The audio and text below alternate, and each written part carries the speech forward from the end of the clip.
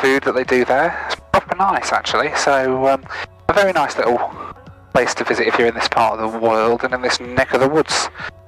Now we are going to be leaving Leeds East behind and heading to a place called Fishburn, which is a little airfield up in the north-east of England. It's sort of north of Durham, between Durham and Newcastle, and it's got like Uniform Delta departing the northern edge of the AT. it's got a grass runway there. Hopefully we are going to get in no problems at all. The weather's not looking too bad as you get away from the Leeds area. It's going to be quite nice, hopefully. So a nice little ride up to the northeast of England today. About a 25-30 minute flight maybe up to Fishburn today from Leeds, which isn't bad at all really. The powerhouse of the Piper Arrow. Good afternoon, Golf Oscar Mike Alpha, request radio check and airfield information.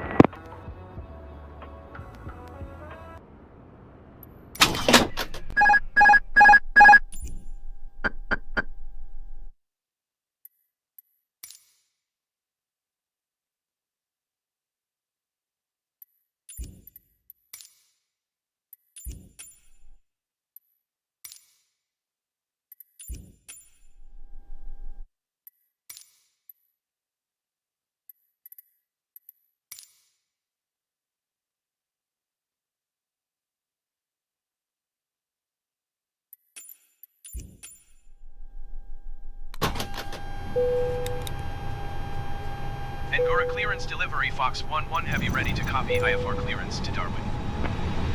Fox 1-1 Heavy is cleared to Darwin Airport as filed. Takeoff runway 27 climb and maintain 13,000 feet.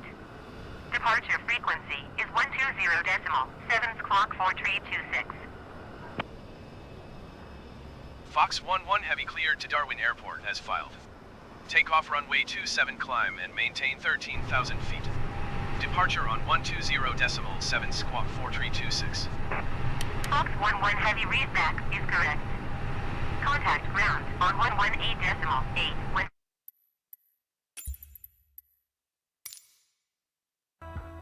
Golf Yankee Tango holding short of 24 at Bravo 1, ready for departure. Golf Yankee Tango, surface wind is 200, 8 knots. Taking off, Golf Yankee Tango. Okay, right, let's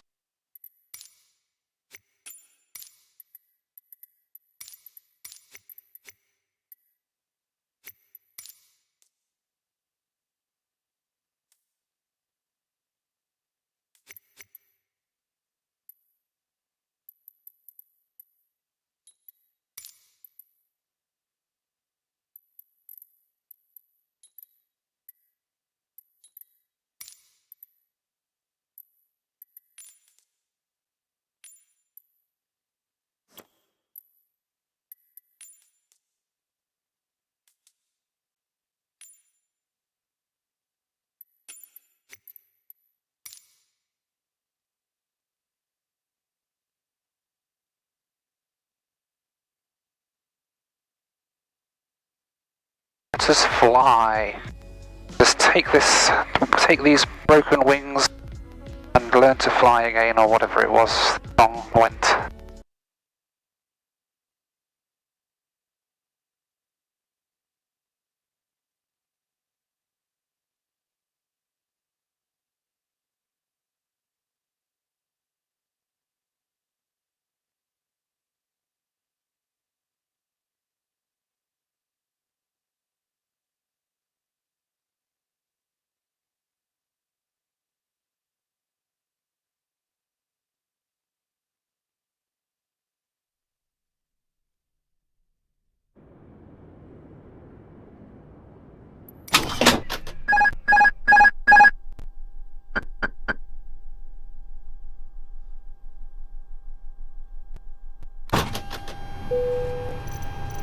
Angora clearance delivery, Fox 1-1 Heavy ready to copy IFR clearance to Darwin. Fox 1-1 Heavy is cleared to Darwin Airport as filed. Takeoff runway 27 climb and maintain 13,000 feet.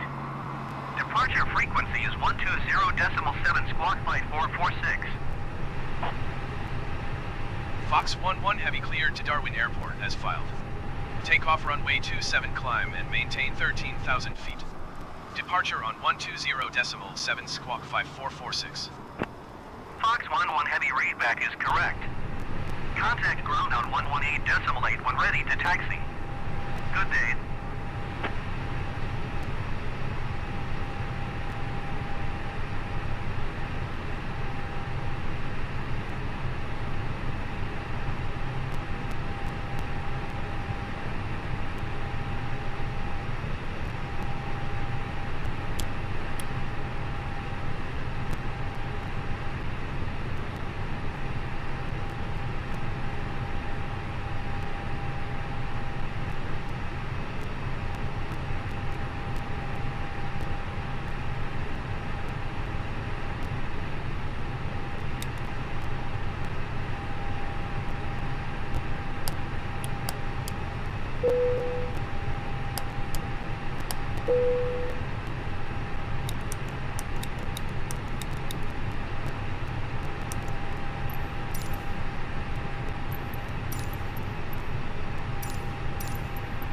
Angora ground, Fox 1-1 Heavy with Alpha ready to taxi IFR.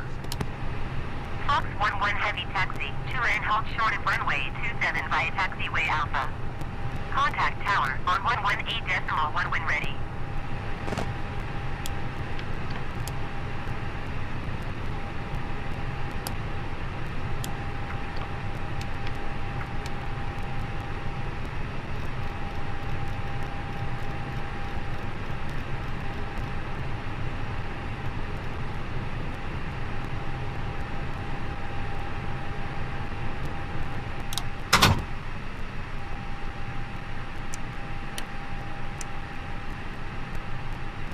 Fox 1-1 Heavy, did you copy?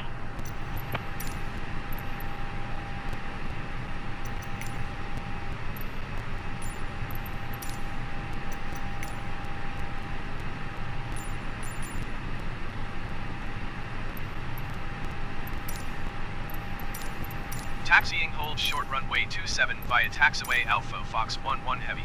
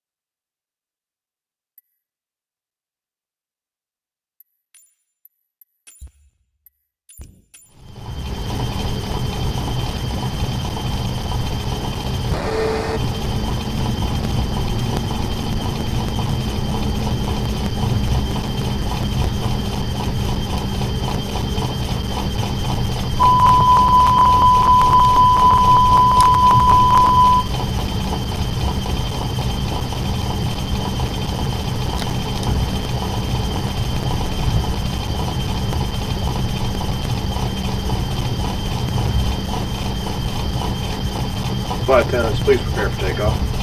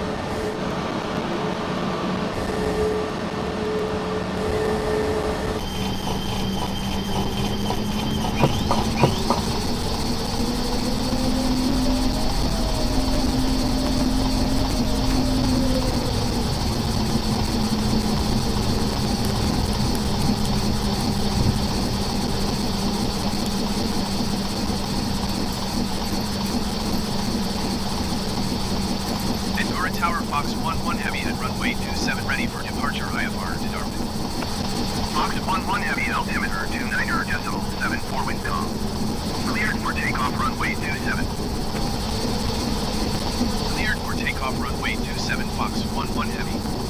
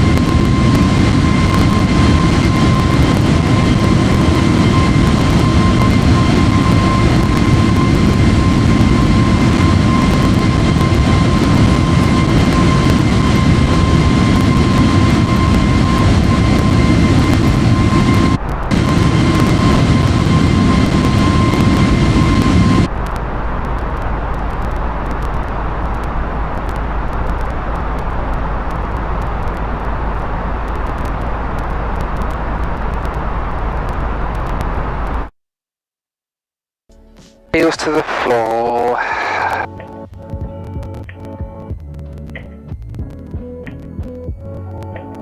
Okay, power set. Airspeed's alive, T's and P's all good. Let's go. 80, 90.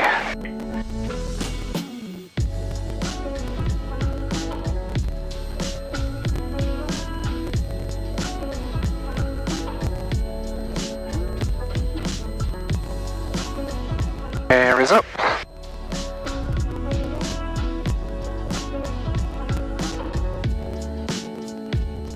Goodbye, Leeds East.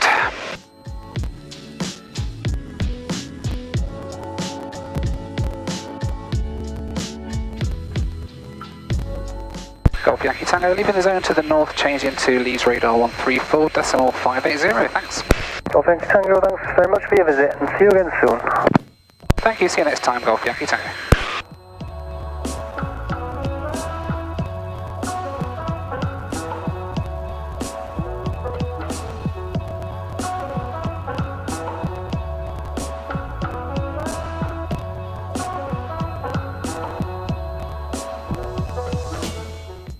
Oh, look at that.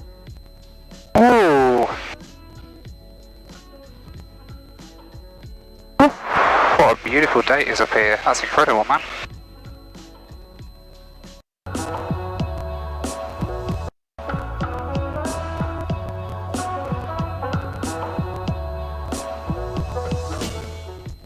Oh, look at that. Ooh. What a beautiful day it is up here. That's incredible, man.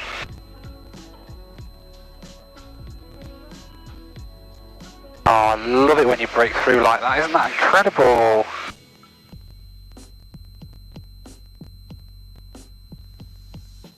Ooh. Okay, cool. Okie dokie, let's level off it. Let's head up to 6,000. Continue up to 6.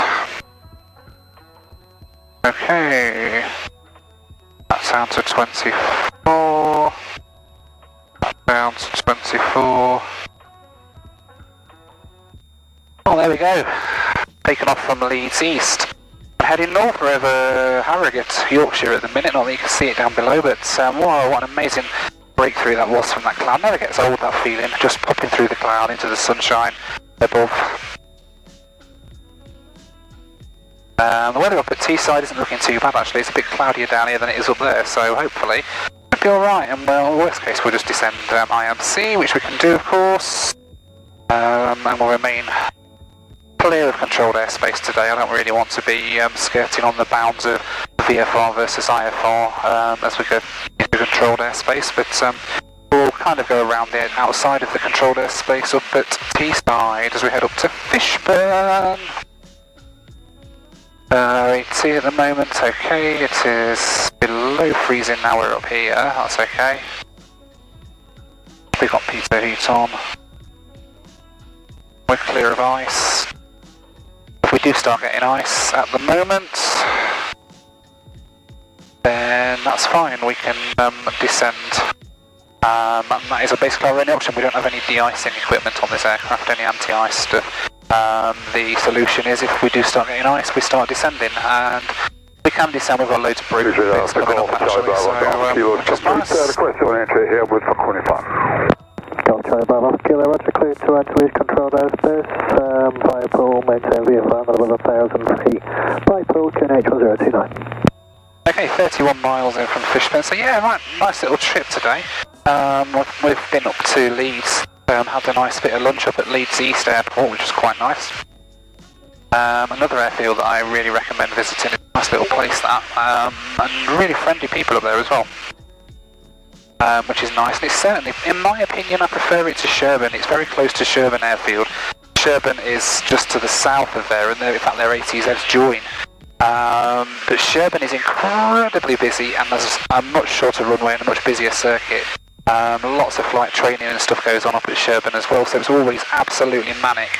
And with Leeds East being pretty much next door, well, I don't know, I prefer that airfield, to be honest. I've been to both of them now, and Leeds East is certainly the nicer of the two, and they've got a really nice cafe there as well. And I'm going to put my flying eyes on. Thank you to Flying Eyes, by the way, for my amazing glasses. My ophthalmics, my actual regular eyeglasses that I'm wearing now, which, with the help of a little bit of these things, just go clip, clip. And there we go, now I've got amazing shades as well, so thank you Flying Eyes for these. Check them out, link in the description below. Get yourself a bit of money off as well. Click on that link. I do some amazing glasses as well. I've got a nice pair of shades that I wear theirs as well, which are really nice. It's currently, present time, local, is 2:30 in the afternoon. Sunset's in about another 2.5, 3 hours. And the sky over there is pink. That's incredible. Okay. Golf, taxi into the hall 26. Runway 26 they're using there, okay, cool.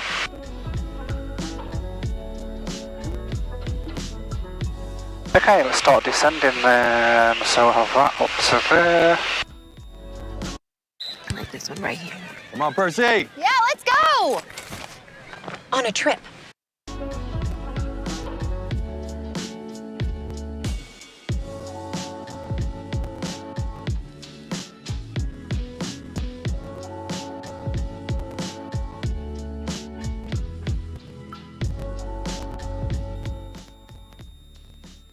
Feet scattered at 3,500 feet. Temperature 5. Dew point 2 QNH 1029 hectopascals.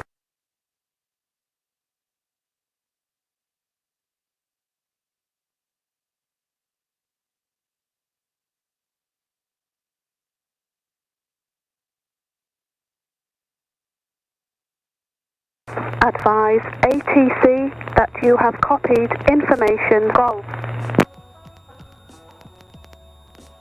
Take them off now, and I'm back onto cloud. Okay. And the elevation is 400. 400 feet, or 14 hectopascals on, or off 400 feet. Up, so take 14 off 1030, and that's 101016 will be the QFE.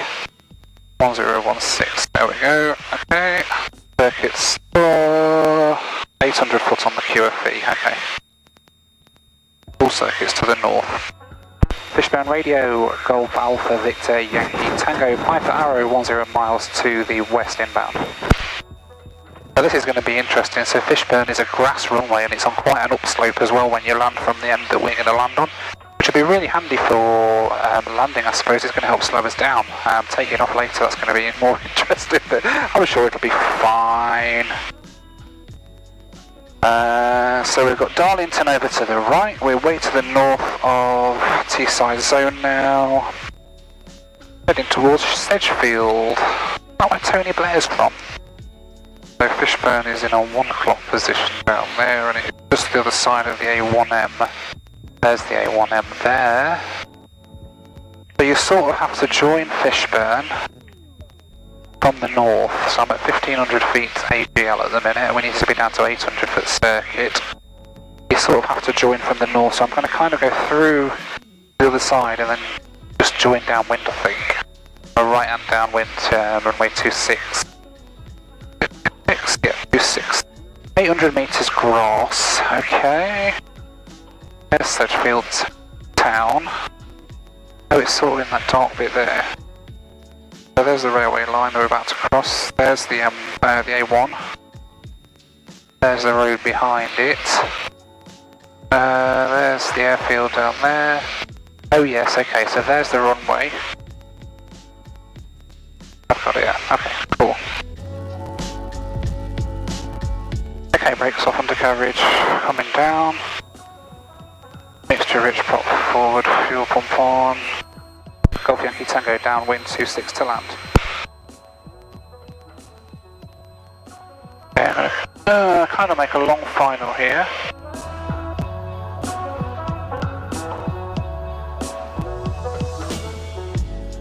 Golf Yankee Tango final, 26 to land. Oh, Oh bloody hell, that's quite a noticeable upslope that.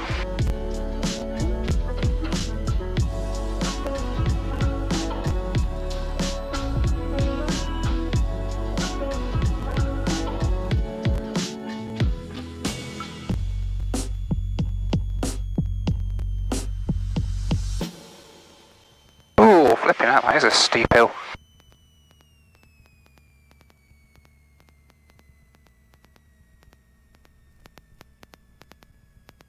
Oh, a very smooth one though. Oh, welcome to Fishburn. Whee, that was fun. Look at this hill. It's like bloody Neyburn, isn't it? Can I get to the right here, I wonder? Yes, park over here.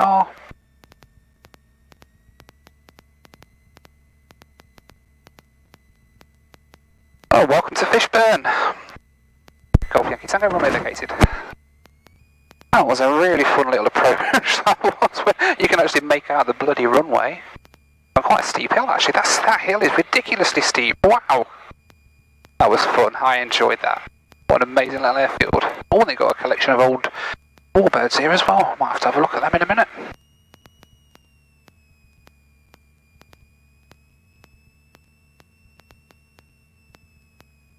There we go.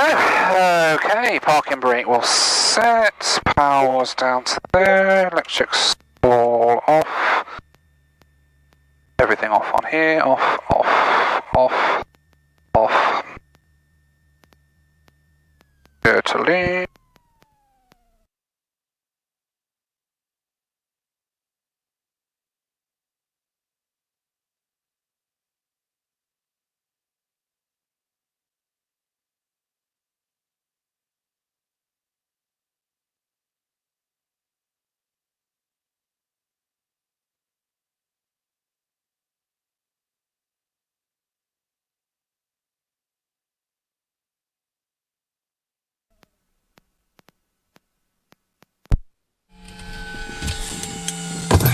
Welcome to Fishburn. That was very fun and landing that. Enjoyed that. Nice little ride up from Leeds East. Wasn't too far, about 25 minutes or so. As we came up from Leeds. So I'm going to go and see what there is here to do at Fishburn Airfield in wherever we are. Sedgefield, Durhamshire, somewhere up north. Anyway, let's head out, see what there is here.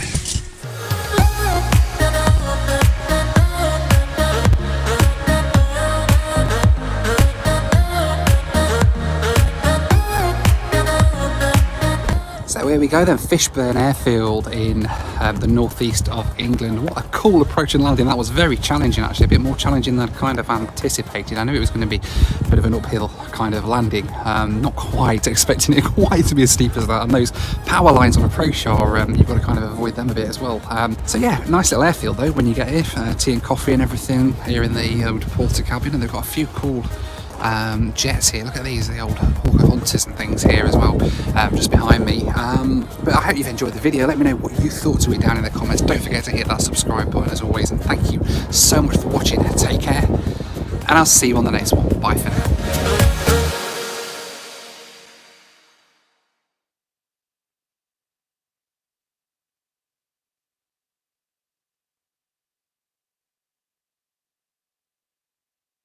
Another 5 hours in economy after this, and I've paid for a business class ticket, so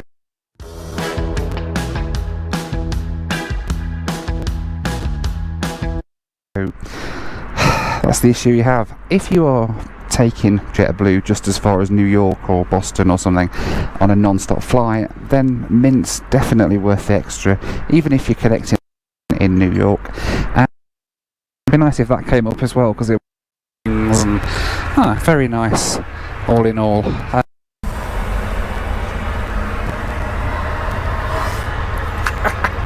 Isn't that cool? It's like they're all day playing with that. That was the Noel Phillips Lou Review.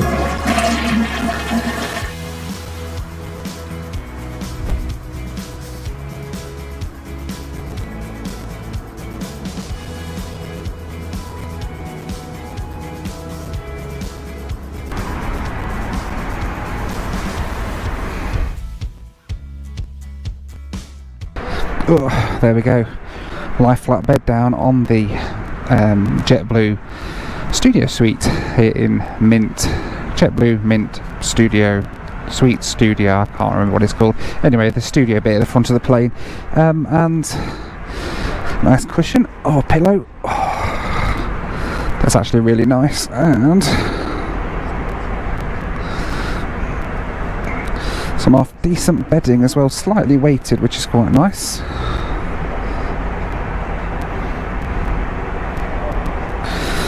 So I'm going to try and get some rest now as we head across to New York, because my next flight doesn't arrive in until very, very late tonight, and on UK time that's like 6 AM tomorrow morning. So I think I should try and get as much rest as I can on this leg. The flatbed's actually pretty comfy. Feet are touching the end and my head's touching this end, so it's not the most lengthy bed, although it is longer than the others in the normal Mint suites, I think, up here in the studio. But I think as well it doesn't come up. It'd be nice if that came up as well, because it would then make quite a nice big comfy bed to lay on, but it's reasonable, and I can see if this was an overnight flight I'd get quite a lot of sleep on this flight, and very comfortable sleep as well. But for now I am going to try and get a little bit of rest, and I will speak to you shortly. I need to say as well, but with the bed down as well, the Mint Studio, it feels even bigger. Look at this. This is all mine. This is all my space. Isn't that just incredible? Anyway, let's get some rest.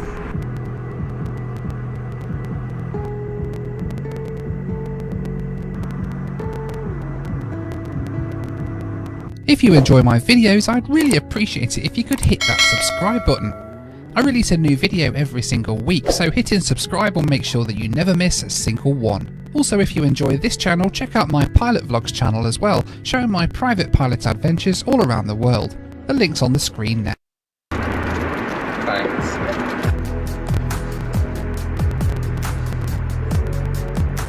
So let's talk a little bit about the elephant in the room, and that is how much this whole flight cost with JetBlue. Effectively, this is a flight that I've got booked all the way to Denver in Colorado with a connection in New York, and it cost me in total £2,500 for the Mint seat, and that just gets you a general seat here in the Mint cabin. I paid an extra £200 to get this, the Mint Studio, which works out to about £2,700. Which, to be honest, is quite pricey, especially given the fact that when I get to New York, most flights out of New York don't have the Mint product installed on them, and that includes my 5-hour leg to Denver, which is just in a standard economy class A320. So that £2,500 or £2,700 effectively only gets me halfway in business class. The rest of the way is in economy. Considering as well that United Airlines on this route, when I booked this flight, they were only charging £1,700 for a flight from Heathrow to Denver with a stopover in Chicago, and that gets you business class all the way, and you get lounge access with United, and you get the benefits of them being in an alliance with United, and you don't have to do half the flight and half the journey in economy class. So it is really expensive, but then equally JetBlue is really, really good, and I really like the Mint Studio. I mean, like the Mint product, the crew are amazing, the aircraft's incredible, and JetBlue as a whole are one of my favourite airlines. It's difficult to see how they can charge so much more money for this when you don't get things like lounge access, which other airlines you get included in your tickets, and of course the fact that I've got to do another 5 hours in economy after this, and I've paid for a business class ticket. So that's the issue you have. If you are taking JetBlue just as far as New York or Boston or something on a non-stop flight, then Mint's definitely worth the extra, even if you're connecting on to another destination that's got mint seats on it. Again, definitely worth paying the extra for JetBlue. It's really good, as long as you don't mind not having the lounge access at either end, which a lot of people don't, and as long as you don't mind not having the Alliance benefits. But I think the answer's clear that if you are going any further than that, then potentially look at other airlines as well, and I'd probably take United over JetBlue if I was doing this route again, given that their Polaris suite's really good, and I'd also get the first class on the domestic sector as well included in the price, and it's about $1,000 cheaper.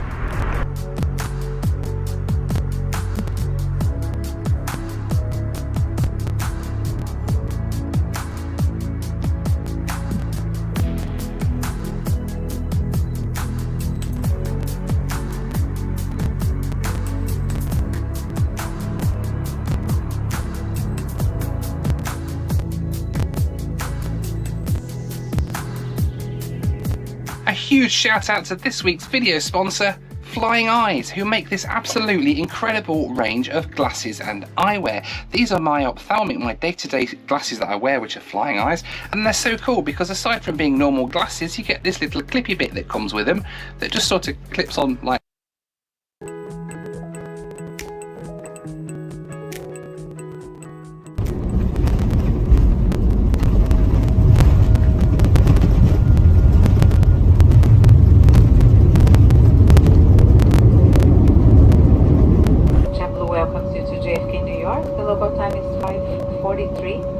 For your safety, please keep your seatbelts fastened and carry-on items put away until the captain turns off the seatbelt sign.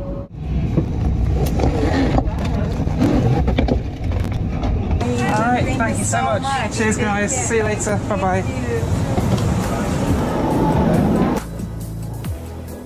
As always, a massive thank you to my patrons for helping to make these videos possible. You can join them at the link on the screen now for access to my WhatsApp group, weekly live Zoom calls with me, and much, much more. So welcome to New York John F. Kennedy International Airport Terminal 5. Great flight over with JetBlue. I really enjoyed their Mint class and also of course their studio seat. The airline's fantastic. The crew are just absolutely amazing. It's just a fantastic experience all round. Just try not to think about the cost. So I'm off now to get my ride over to Denver if I can find out where I need to go. So I will see you on the next video in Denver. In the meantime, thank you so much for watching, take care, and I'll see you on the next one. Bye for now.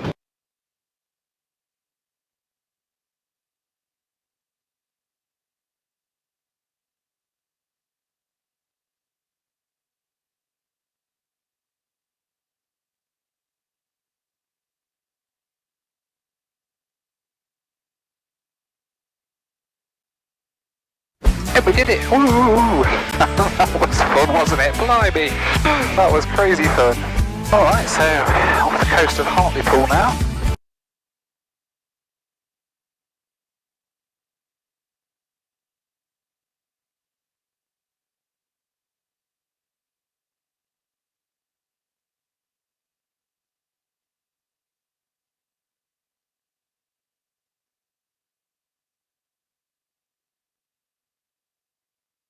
Oh, isn't that beautiful? Look at that view. Clear, bro.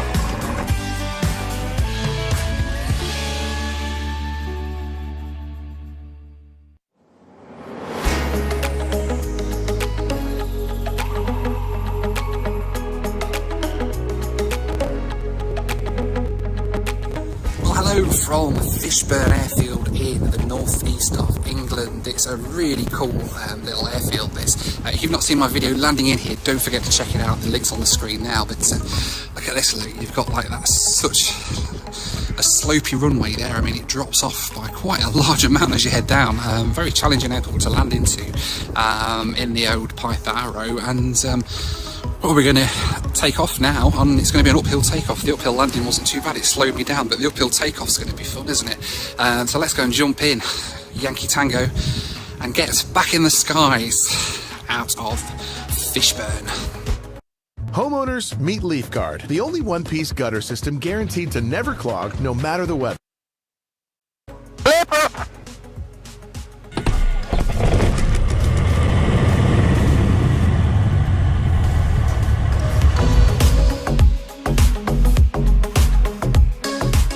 We're at Fishburn, as I mentioned before, in the northeast of England, and it's yeah, an interesting airfield.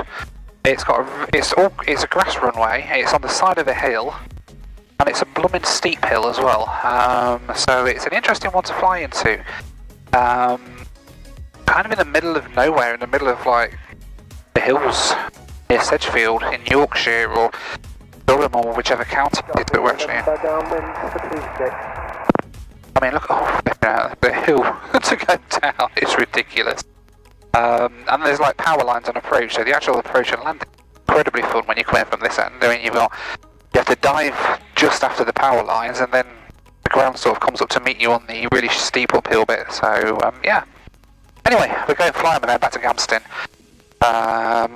in Yankee Tango. There's going to be a short field takeoff today from here at Fishburn. So we've got 1 degree of flapping. We're going to stomp on the brakes. Our power will be set. It'll be lifting off at a slightly lower speed, holding it above the ground, and then climbing out once we've got a bit of airspeed built. Okay. Golf Alpha Victor Yankee Tango Piper Arrow, departing runway 26.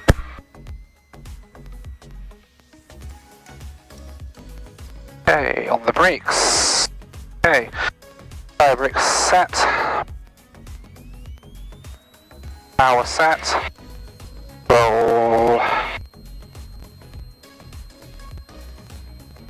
Airspeed is alive. 50 miles an hour. 60. 70. 80, holding it there. 90, there we go. Brakes tapped. Wheels coming up. And we did it! Ooh! That was fun, wasn't it? Blimey! That was crazy fun. And breathe, Nolly.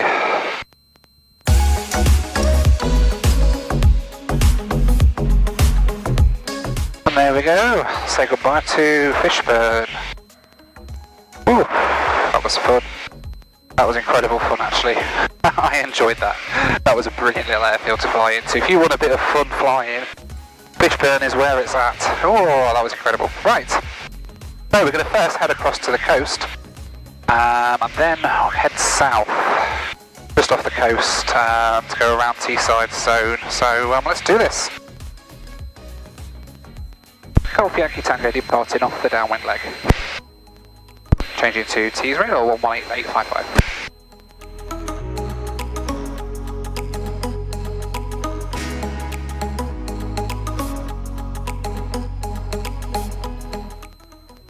T's radar, good afternoon, Golf Alpha Victor Yankee Tango requesting a basic service. Station calling Teesside, standby. Other station calling Teesside about 2 minutes ago, pass message. At T's radar, yeah, good afternoon. It's Golf Alpha Victor Yankee Tango. We're at Piper Arrow routing Fishburn to Gamston, presently about 3 miles off the coast of Hartlepool, remaining outside your controlled airspace, but requesting a basic service. Golf Yankee Tango, Roger. Squawk 7042, basic service, QNH 1028. Squawk 7042, basic service on 1028 QNH, Golf Yankee Tango. 7042. Oh, isn't that beautiful? Look at that view. Get a picture of that. Golf Yankee Tango, say again your aircraft type, please. Golf Yankee Tango, Piper Arrow. Roger, thanks. Alright, so off the coast of Hartlepool now. Hartlepool just down to the right. And it's an absolutely beautiful sort of late afternoon. It's 4 PM now. And it's about a 40-minute run from Fishburn down to Gamston, back to where we're heading, back to base tonight. Sun will be setting in about an hour's time, but I am night rated, so I can fly this thing at night. Doesn't matter if we're getting a little bit later, but we'll be within plenty of time. Actual night isn't for half an hour after sunset either, so it's like 5:30 I think tonight before the sunset actually means official night. So we've got fun, we've got plenty of time, and even if we are in tonight, it's absolutely fine. Weather down there at the minute's looking pretty decent, last I checked. Famous last words I know, but it seems pretty good at the minute. So yeah, tootling down off the coast of England, back down to Galveston. So thank you again to Flying Eyes, by the way, for sponsoring this video and giving me these amazing glasses here that I'm wearing, my ophthalmics, which are brilliant. I wear these every single day now, the Flying Eyes, because they're just so comfortable, and they're also so cool because when it does get sunny, I've got my little clippy bits that I can just pop on there, although it's not quite clippy bit weather today, even above the clouds, because the sun's popping down, and I'm going to keep these ones on, and that's the joy of the ophthalmics that Flying Eyes do. So yeah, check them out, link down in the description, get you a little bit of money off as well. See, honestly, there's just no better feeling than seeing it, especially when the sun starts sinking down a little bit in the sky, you're above the clouds, and it's just so beautiful. So beautiful compared to what you see from the ground. It's just absolutely amazing.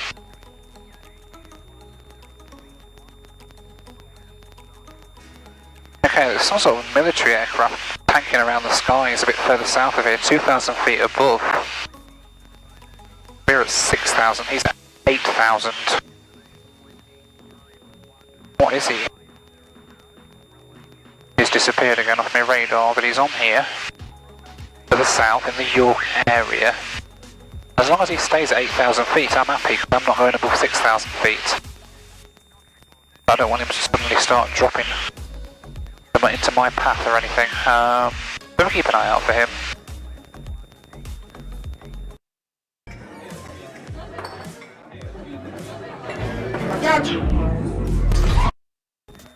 Golf Yankee Tango, request frequency change now to Humberside 11. I'm not going above 6.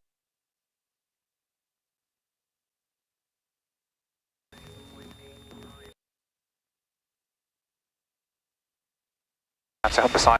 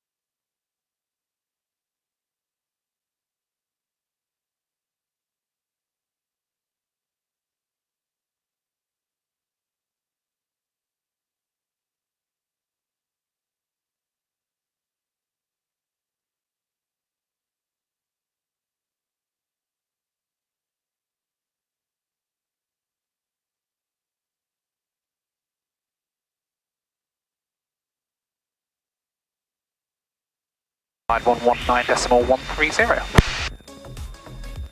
Copy Yankee Tango, just remain this frequency, I'm just about to pass your details over. Roger, will remain on frequency, Golf Yankee Tango, thanks. Oh, there he is over there, Jammer. Jammer full one. Wow, what that is. A bit nippy though, it's a bit quick. Just above the sun, there you go.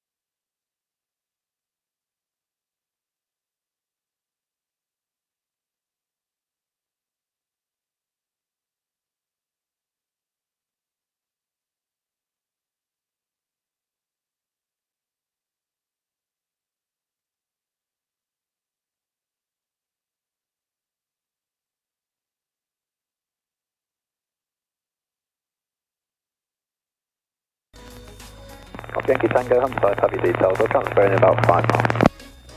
Roger, thank you, your Golf Yankee Tango. Oh, so cool. Wowzers. Look at that.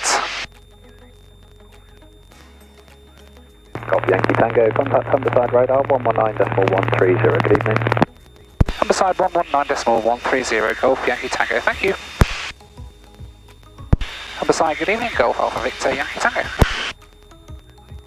Golf Alpha Victor Yankee Tango, Humberside, good evening. You're identified 7 miles north of Full Foot and traffic service. Roger, traffic service, Golf Yankee Tango. Okay, I'm going to start descent in a minute. We're 10 minutes out, so 500 feet per minute. That should take us about 5,000 feet, about 10 minutes. So let's start our descent. Golf Yankee Tango, just starting the descent into Gamson now. Request frequency change to Gamson 130.480. Golf Yankee Tango, roger, descend as required. If you just remain with me for the moment, please. Okay, Golf Yankee Tango. Nobody wants to get rid of me Charlie tonight. Bravo Alpha Kilo, Humberside, standby. They love me. They just love me too much. Golf Yankee Tango, I have helicopter traffic to the east of you, range of about 4 miles on a west-southwesterly track. At 2,000 feet, I'll keep you advised until you're clear and then put you at Ganston if you're happy. Roger, looking for the helicopter traffic in sight, Golf Yankee Tango, and yes, happy to remain on frequency until you are happy to get rid of me, Golf Yankee Tango. Roger. Golf Yankee Tango, still visual helicopter? Negative, Golf Yankee Tango. Roger, he's coming into your 8 o'clock at about 2 miles, should pass behind you, still at 2,000 feet. Yeah, I've got that traffic in sight now, thank you, Golf Yankee Tango. We'll remain at 3,000 for a little while. Roger, and Squawks Conspicuity, continue with Gamston, bye for now. Squawk 7000 and over to Gamson. Thanks for the help, have a great weekend, Golf Yankee Tango. Roger, thanks, bye-bye. Gamson Radio, good evening, Golf Alpha Victor Yankee Tango inbound. Golf Alpha Victor Yankee Tango, Gas Radio, good evening, pass your message. Golf Yankee Tango, Piper Arrow, 10 miles to the north at the moment, 3,000 feet, request joining and landing information. Golf Yankee Tango, roger, runway 21, right hand circuit, QFE 1028.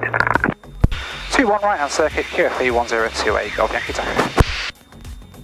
Started the descent then into Gamston. We're on 21 with the right hand circuit, so I'm going to come in from the west to a dead side, overhead join, and then downwind 21, and loopy a bit back round into 21. Oh, it's a very nice evening. It's been a nice day today actually. Weather's been interesting. We've had some nice IMC conditions to fly in, which has been nice for the practice.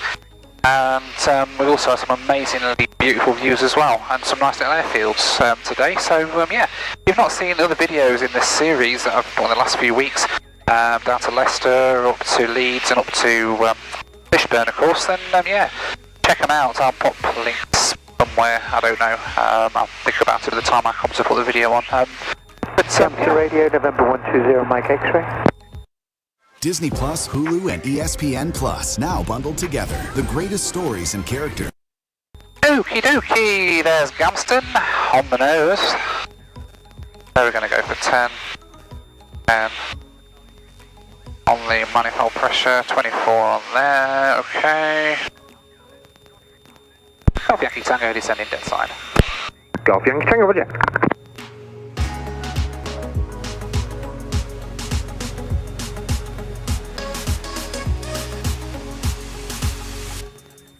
Okay, brakes off, undercarriage down, mixture rich, prop forward, instruments all set for landing, aperture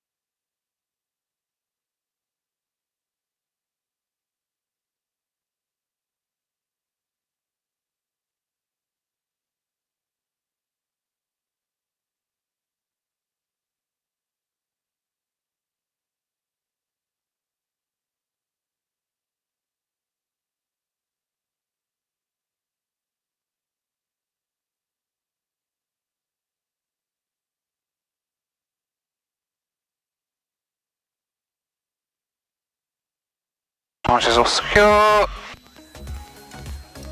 Golf Yankee Tango downwind 21 to land. Golf Yankee Tango, roger.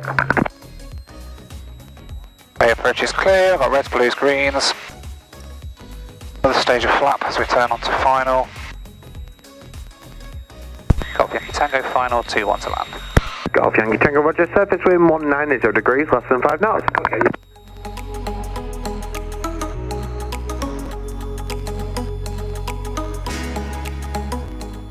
Student Golf Kilo Victor, downwind touch and go. Golf Kilo Victor, roger.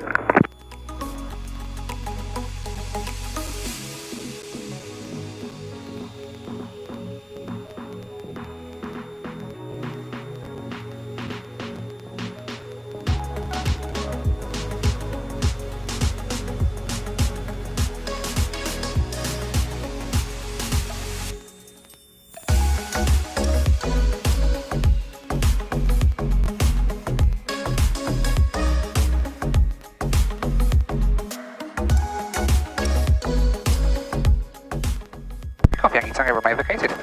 Golf Yankee Tango, roger. Well, here we go then, back at Gamston. Oh, what a beautiful, beautiful evening this is.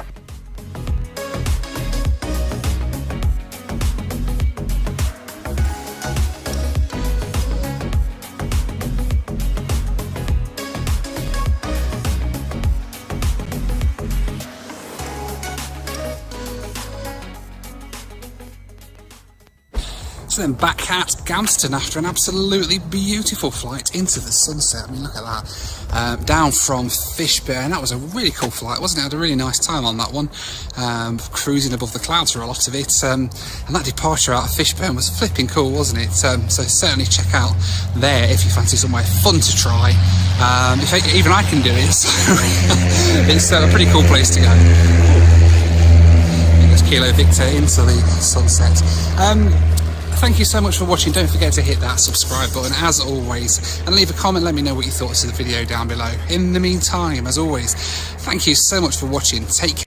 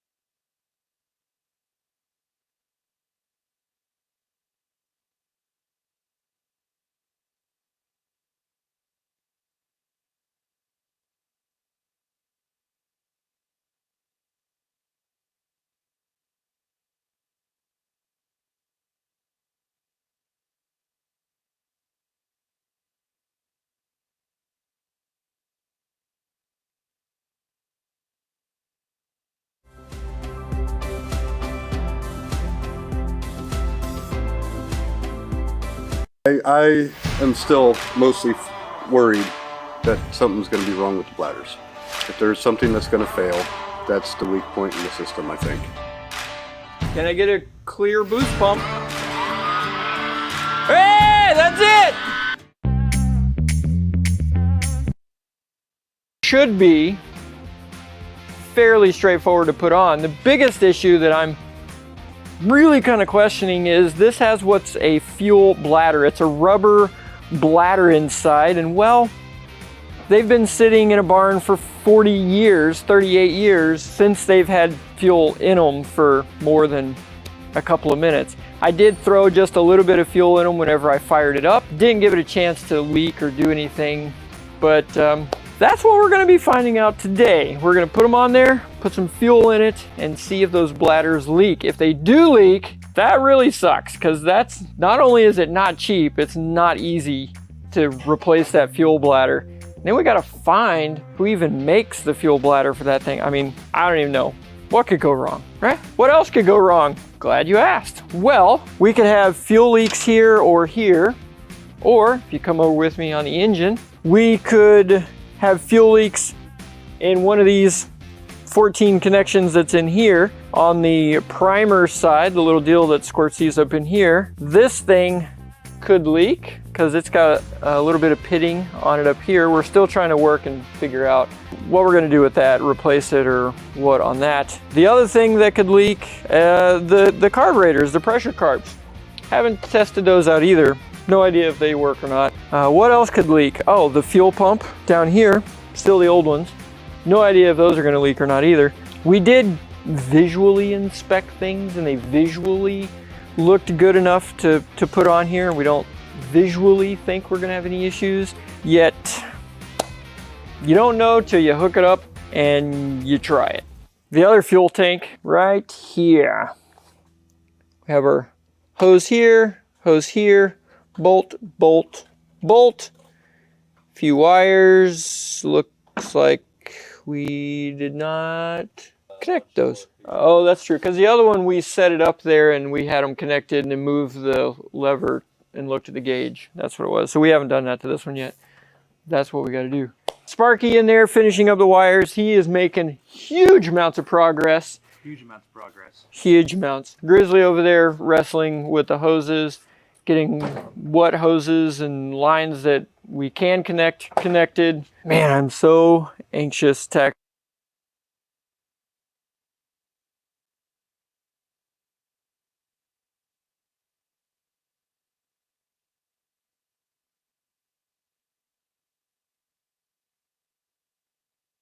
Ready to escape? Get out and explore? Oklahoma will wow you. Come. I got your number.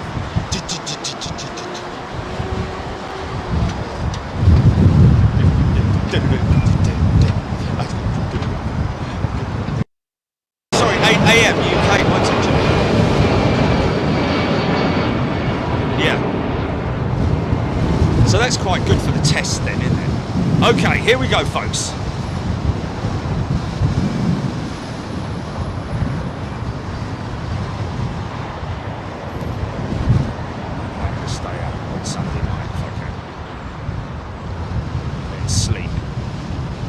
Across the Atlantic.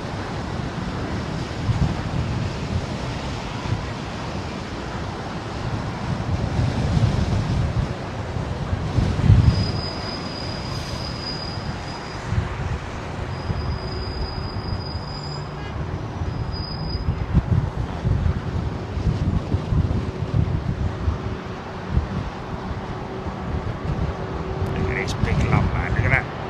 35 tons of undercarriage going up in the middle there.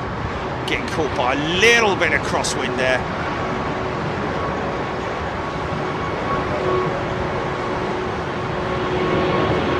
Come on, mate.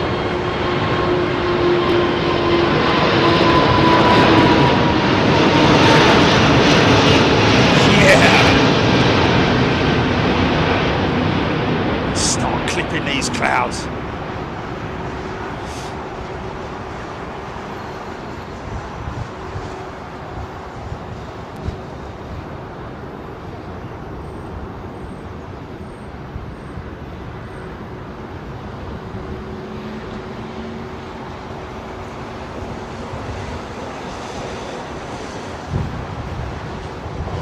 Here we go, he might hit that one.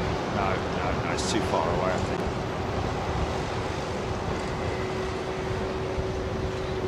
think. Just gonna disappear straight into it.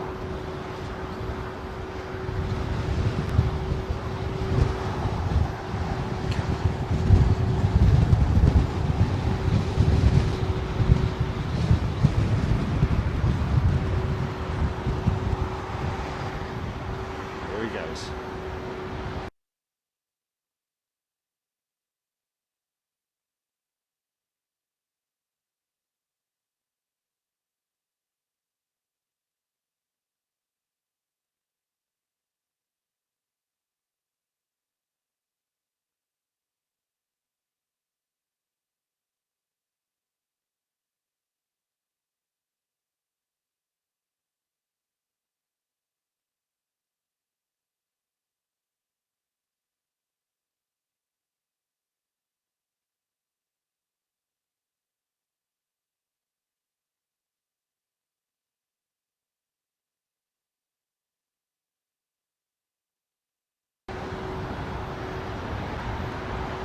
No.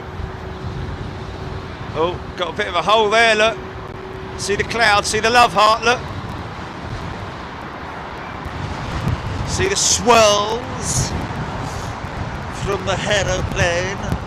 God blimey, my eyes are watering like you can't believe with this cold wind up here. Mind you, it's going to be a little bit different in Anchorage, mate. But I'll take it. Got all the gear. Snow bib.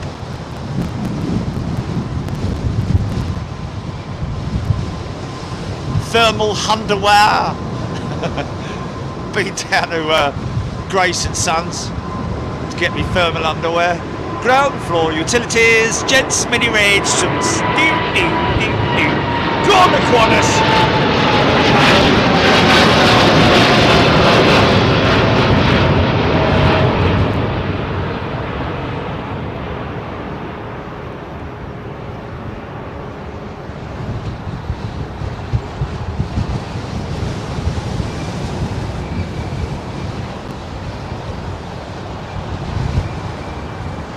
Oh, it's got quite a big climb out, this boy. Could get some, yeah, a little bit of floofage on the wing, possibly. Come on, mate, climb, climb. Climb, I tell you, climb. No. Yeah, the pilot on the first one. Yeah, he's on a 200, isn't he? Oh, no. No, that was someone who was returning the... He's being towed to gate. No, he's going to be due out in the next hour or so, I reckon, because he's being towed to gate, isn't he? So... Or is he? He's just going back the way that he's just come.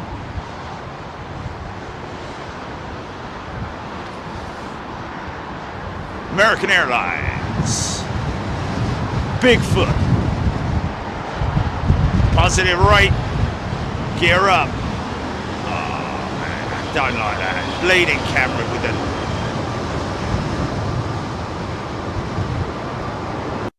Anyone says if you try.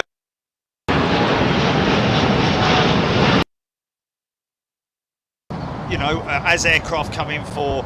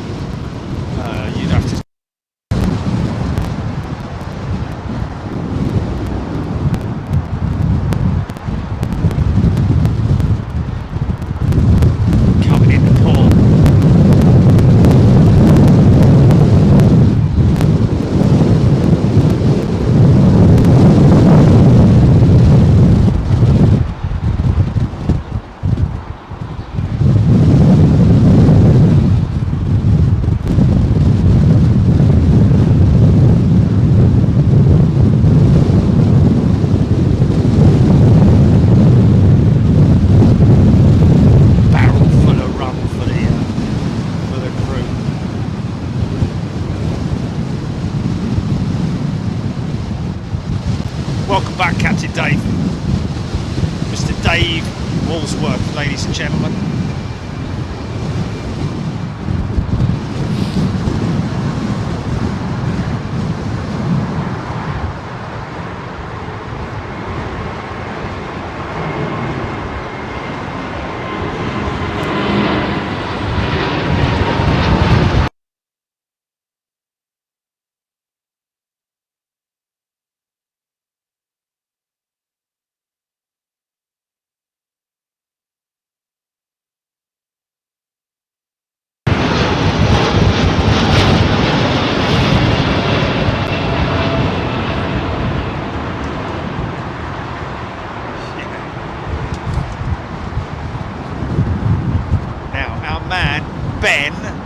Somewhere down there, I think.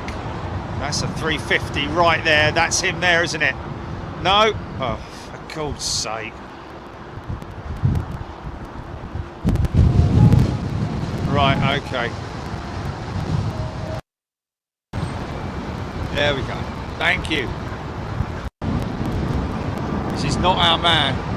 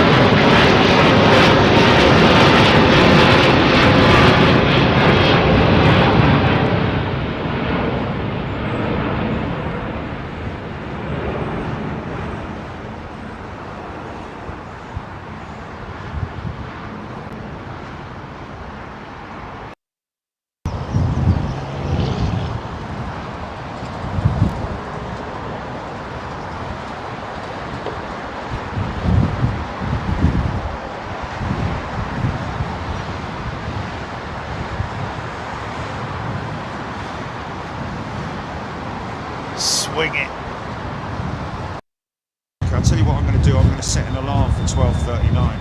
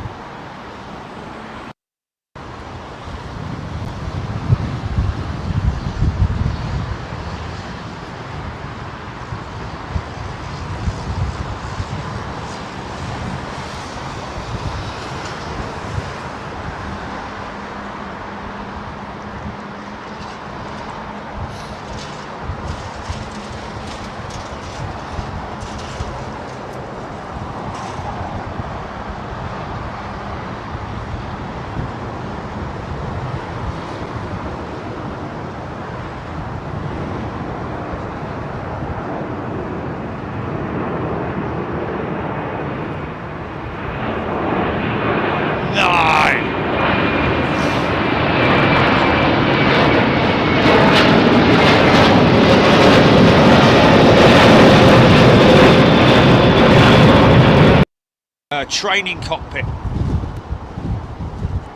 that they used with Concorde down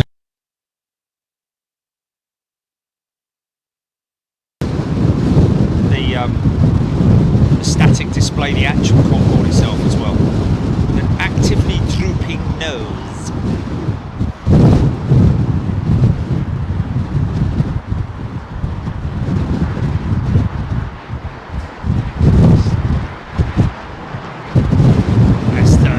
Tons right there.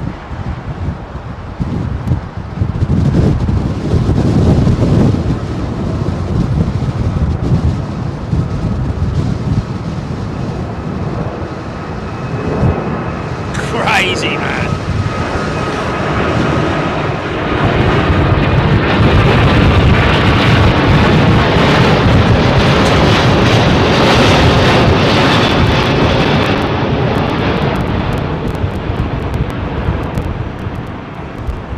Beautiful.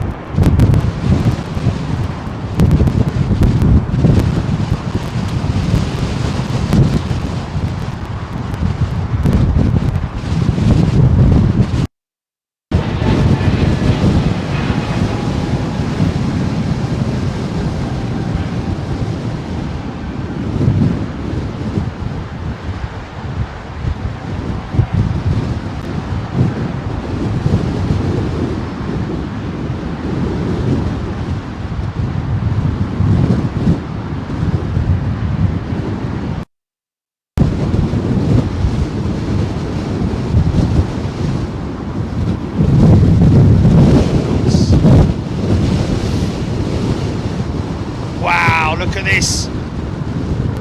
Where's he going? It's a Frankfurt trip, is it? I was going to say it's massively light, man.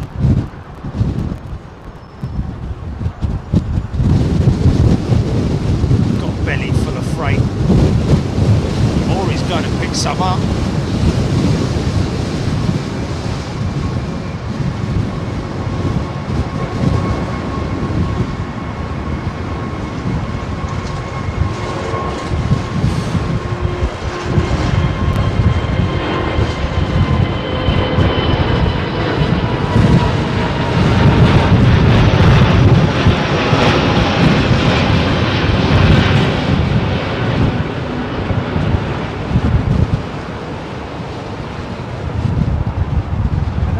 Crazy, Geneva.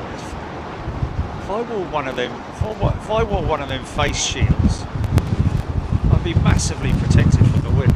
I'd look like an idiot, but it would. Yeah.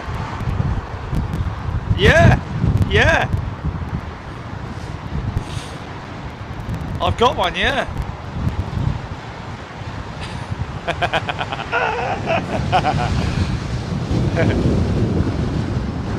Now look here, Wilson. Okay, 2 BA Dreamliners and a partridge. So is that 350 in that queue down there? Don't think so. Don't think so. They all look like dreamers. Look at the little one in the back. Look at him in the back.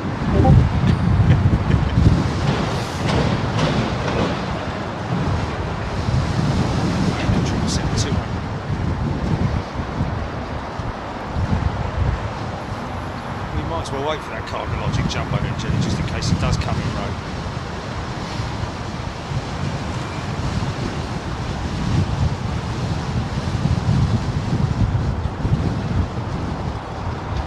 You keep me running round and round, that's alright with me. Up and down, I'm up the wheel, I'm up the bloody tree. You know.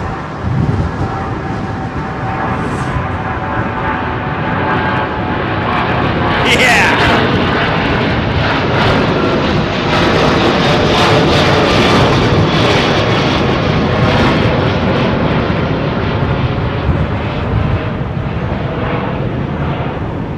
You started with a beginner's guide to League of Legends, but now you're watching pro-level tips.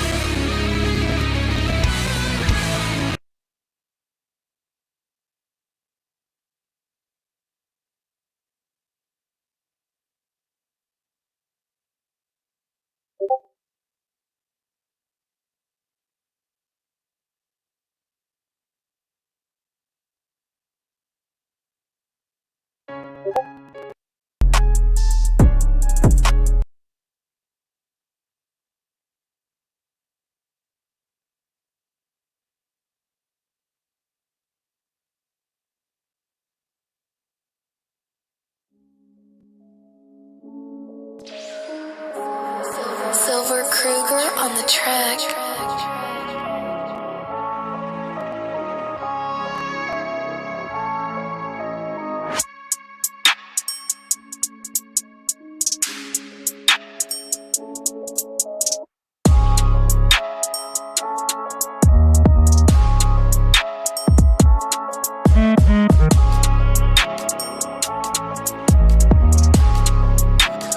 Purchase your tracks today.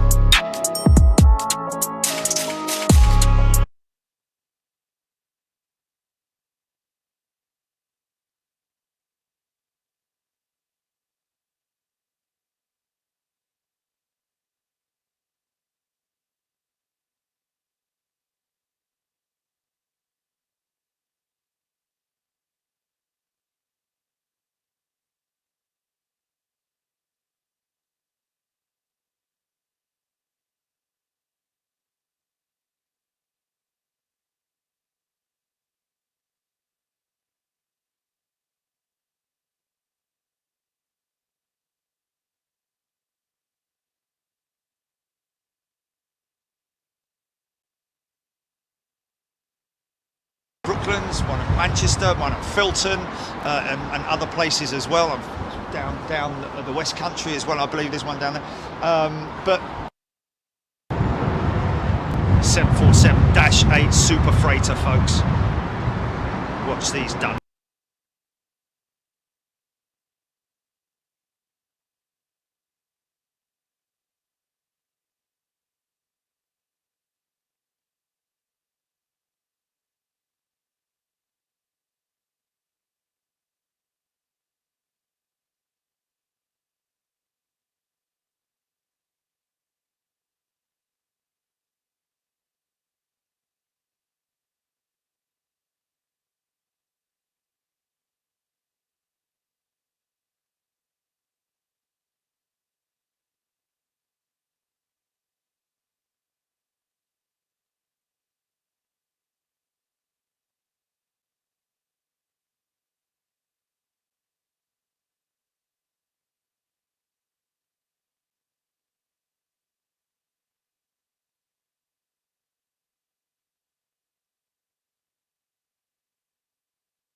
At Reliant Air Conditioning, we take a gimmick-free approach to AC installation.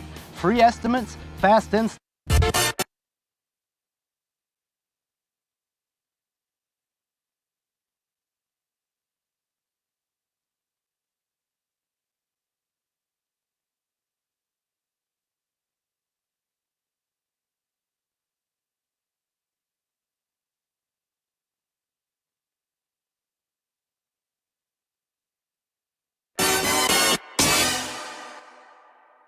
Morning, we are back at Anfield. The main stand is behind me, and today we are carrying on the challenge that I did from the video before last. So far, I've gone from Madrid to Bacau in Romania, now to Anfield in England. So, where's next? I'm actually starving, I've had no breakfast, so I'm gonna order a Deliveroo this morning. I don't know where from on Deliveroo, but when that Deliveroo driver turns up, I am gonna fly to wherever that Deliveroo driver's from. I'm not too sure if the Deliveroo drivers around here are local, or from Europe, or even further, I'm not too sure, but we're gonna find out. Before I order my Deliveroo, one question that always comes up is what card do I use when traveling the world that doesn't have ridiculous transaction and exchange fees? I have genuinely used Revolut, that's why my card looks used, for 4 years now, and it's an absolute no-brainer. Check my previous videos and see what cards I've used and you'll see. With traveling, no other competes with them. I know this because I've tried them all. Revolut is a financial super app used by over 18 million people around the world. It's the one app for all things money, especially when you travel. Revolut app for free with the... Right, so fillet burger meal, regular fries. We'll be healthy with a water. Add to basket. $6.49. Add new address. Right, so that's the stadium there. That's me next to the stadium. I'll get him to drop it off on the main road there. Place delivery order. Deliveroo is on its way. I think I've started this video a bit late, to be honest. The food's not going to get here till 20 to 3. I hope there's some flights, depending where he's from. We've got about 20 minutes to wait. It hasn't even given us their name yet, so I've got no indication at the minute where we're going. I have an update. We've just been allocated a rider. The rider is Paolo. So Paolo is literally just around the corner now. I wonder where Paolo's from. I don't even know if it's a man, is it a woman? Well, I guess it's a Spanish name, isn't it? So, I don't know, they could be from South America, Brazil, but then they could be from Spain, or they could be from somewhere completely different. Here we go, the club shop is behind me. This is the main road, and Paolo is around the corner. Here we go, literally just down the road now. I don't know if it's a car or a bike. Is this Paolo? Oh, I think this is Paolo. Paolo! Yeah. Ah, thank you. Yeah, KFC. Amazing. Where are you from, Paolo? From Portugal, mate. You're from Portugal? Yeah, whereabouts in Portugal? Huh? Whereabouts in Portugal? Caparica, you know Caparica? Caparica? No, I don't. Beach. Caparica Beach? Yeah, nearly. It sounds really nice, I know that. So it's Caparica Beach in the north or the south? In the South Lisbon. Ah, South Lisbon. Yeah. Caparica Beach. Caparica Beach. Paolo, lovely to meet you. Mate. Have a good day, mate. See you later. Have a good one. Caparica Beach. That sounds lovely. I've never heard of it before, but I'm going to enjoy this KFC and I'm going to have a look at flights and see what is the best way of getting to Portugal. So I think I'm going to need to fly in from Lisbon, but it just depends if this flight's from Liverpool or Manchester. But I'm going to enjoy my fillet burger and sort this out. So from looking,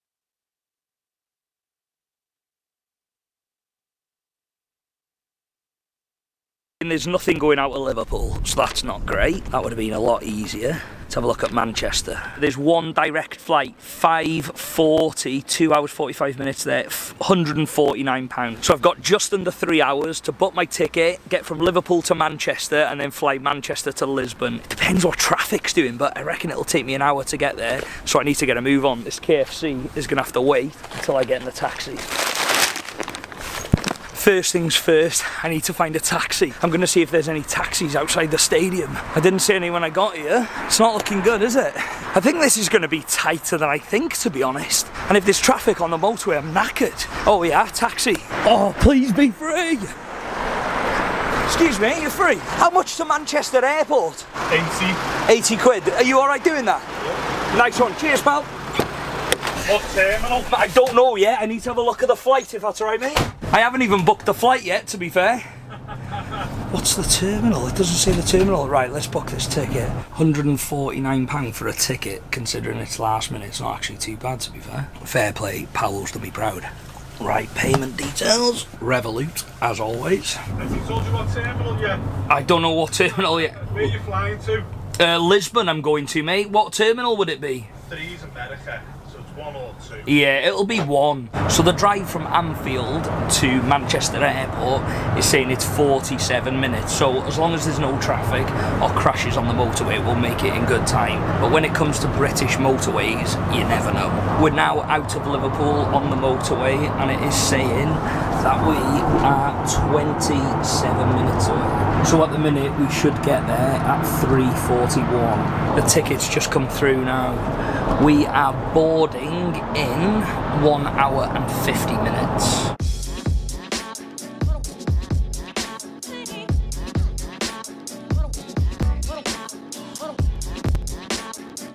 To master sexual excellence, I'm going to create an app and collect data. Have you selected a practice partner yet? We've just turned off the motorway. The time now is 3:42. When was the flight? 17, so 1 hour and 58 minutes before the flight. So we're in good time, and we've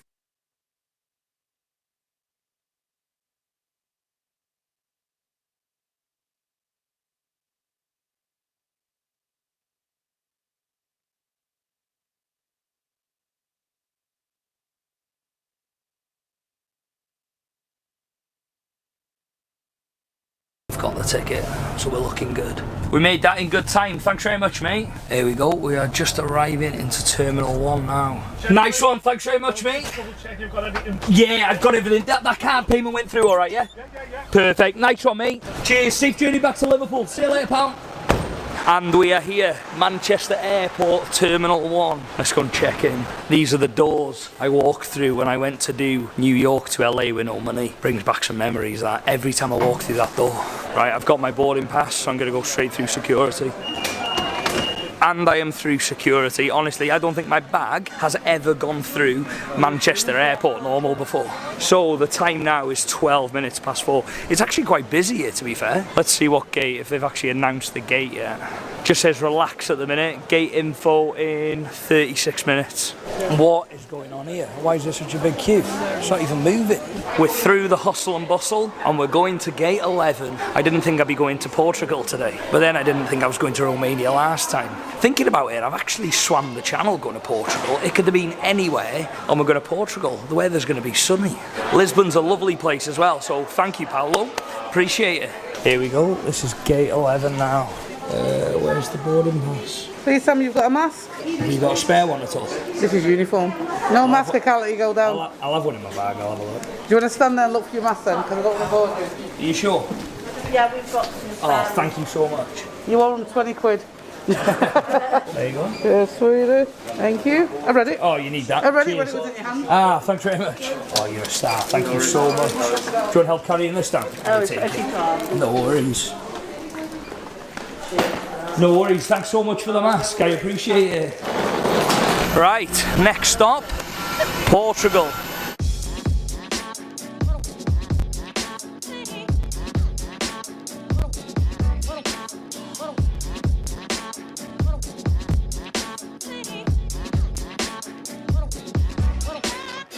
And we've arrived in Lisbon.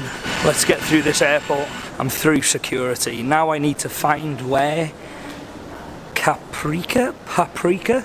We need to find where Paprika is. I've forgotten the name of the place. It's Caprica. I'm sure it's Caprica. The time now is 9 o'clock on the nose. Flipping out, where's this day gone?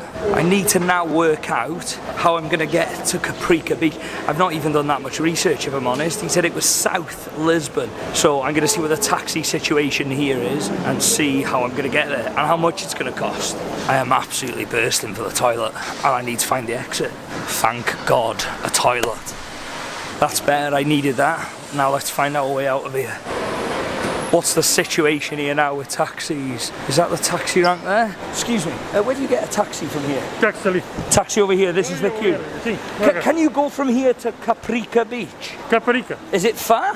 Like a long way? Oh, this way. Thank you. I need a taxi to Caprica Beach. Do you know? Caprica. Is it far? Like 40 kilometers. 40 kilometers. How much should I be paying for that? They have the taximeter. They have like a meter, yeah? Yeah.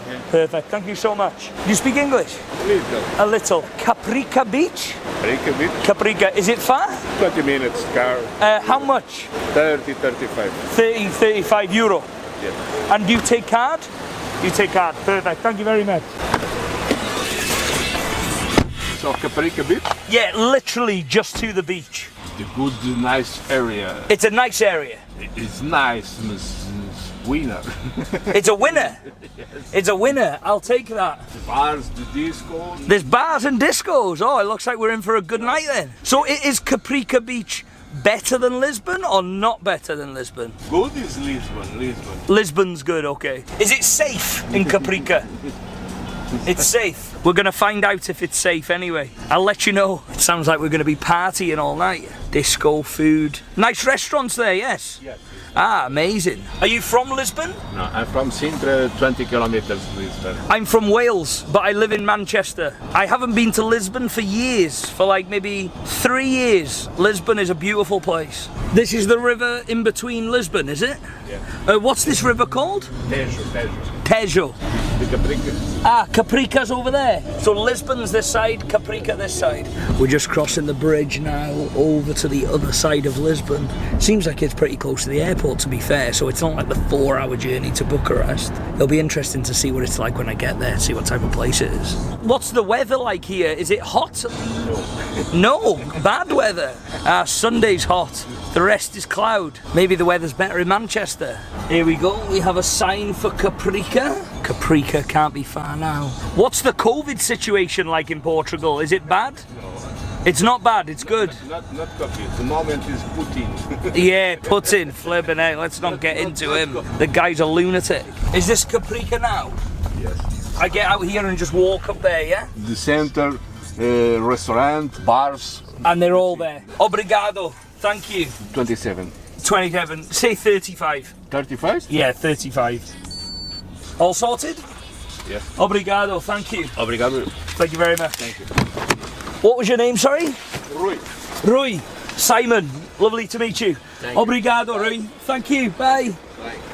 Jesus, where am I here? I hope it's alright round here. It's Portugal, it must be sound. It's a bit dead here. I think this is like a cycle track. Yeah, there's a guy on a bike over here. And there we have it, Paprika Beach. It's a shame we've not got here in blue skies and the sun's out, because this beach looks ridiculous. The waves out there, I don't know if you can see them on here, it's mad. I'd love to know how Paulo has gone from this beach in Portugal to Liverpool, but it's important to remember that everybody around you has got their own unique story, whether it's the postman, whether it's the guy who works in the petrol station, whether it's the Deliveroo rider or the Uber driver. Everybody has got their own story. To think I'm on this beach in Portugal now when I was going to fly straight to Manchester from Madrid and then ended up in some random town in Romania, to then my favourite football team that I watch every week, to now this beach in Portugal. There was never an end to this journey, and it was never about the end. It was always about the journey in between. Now that I'm on a nice beach though, in a nice place, I think I'm going to end it here. I've had a busy 2 weeks, so I'm going to be chilling on there tomorrow. Thanks so much for the support, it really means a lot. It's good to be uploading videos again. Don't forget to get me on Instagram and Twitter at Simon J. Wills.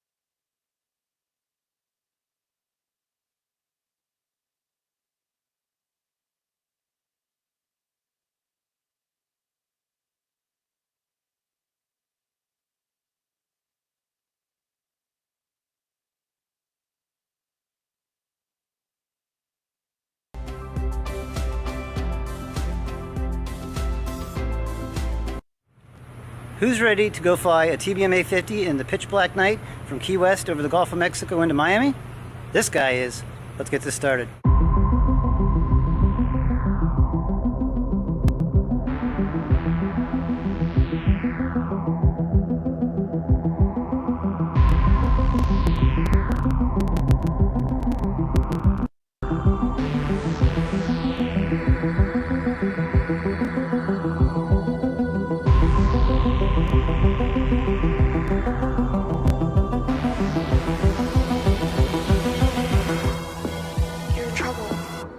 aren't you?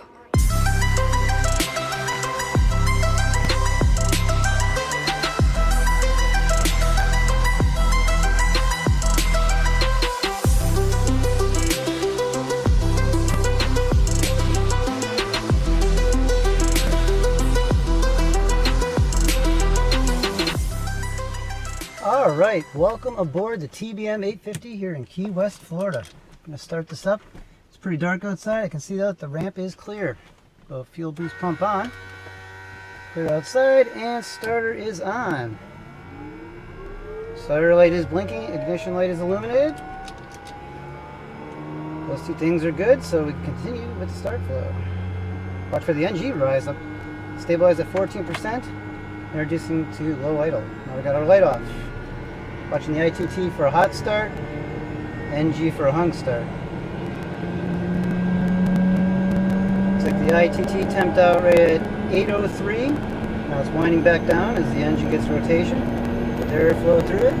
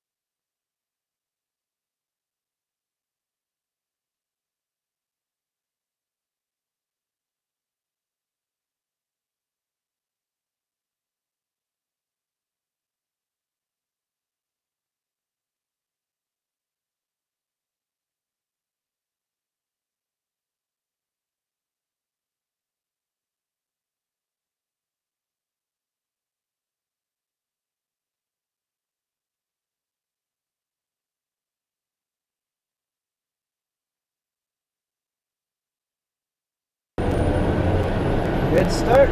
Continue our flow.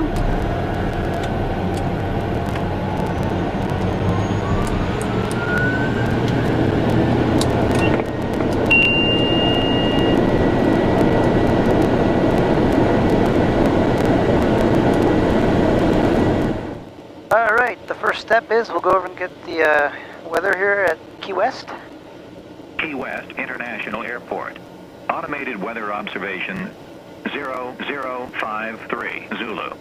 Wind 090 at 05. Visibility 10. Sky condition clear. Temperature 22 Celsius. Dew point 20 Celsius. Altimeter 3000.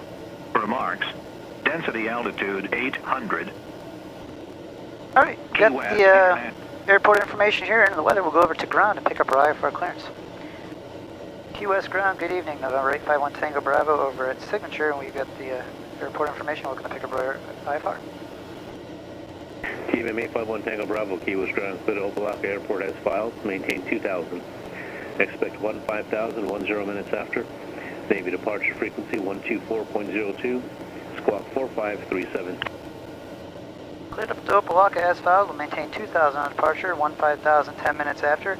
24.02 on departure frequency, squawking 4537 of our 851 Tango Bravo. TBM 1 Tango Bravo, read back correct. Alright, we've got our code in the transponder, we've got our clearance. As you can see out the front window out there, it is a pitch black night. So this is going to be a pretty exciting flight to take you guys on. If you look down here at the iPad, you're going to see this is where we're at Key West. We're going to go up to Opa-locka and intercept the Duval 3 arrival. And we're going to go to Carnu, and then Duval, and then we'll get radar vectors into Opa-locka. We do have quite a big front pushing through over here, as you can see. A lot of big rain we're just going to be beating in, so it should be a good flight here. Key West ground, our 851 Tango Bravo ready to taxi over at Signature. Our taxi light on. TBM 1 Tango Bravo, run 100, taxi via Alpha. Alpha to 9, our 851 Tango Bravo. Alright, we don't have any marshal orders tonight, so you guys are going to have to help keep a good eye out the windows for me. Watch our wing tips. Look out at the right wing out there. We're going to do a left turn here. And we're going to put our flaps selected to the takeoff position. You also look out at the wing, you'll see the flaps coming down. Selected and indicating. We'll just follow that yellow line right out here in front of us. That should keep us clear of both airplanes on each side. But we'll still keep a good eye out. Looking good.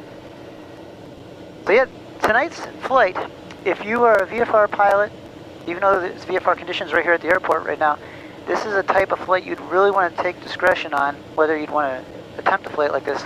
Because as soon as we rotate and turn to the north off the runway, it's going to be blackness out all the windows. So you're going to be relying off all your instruments.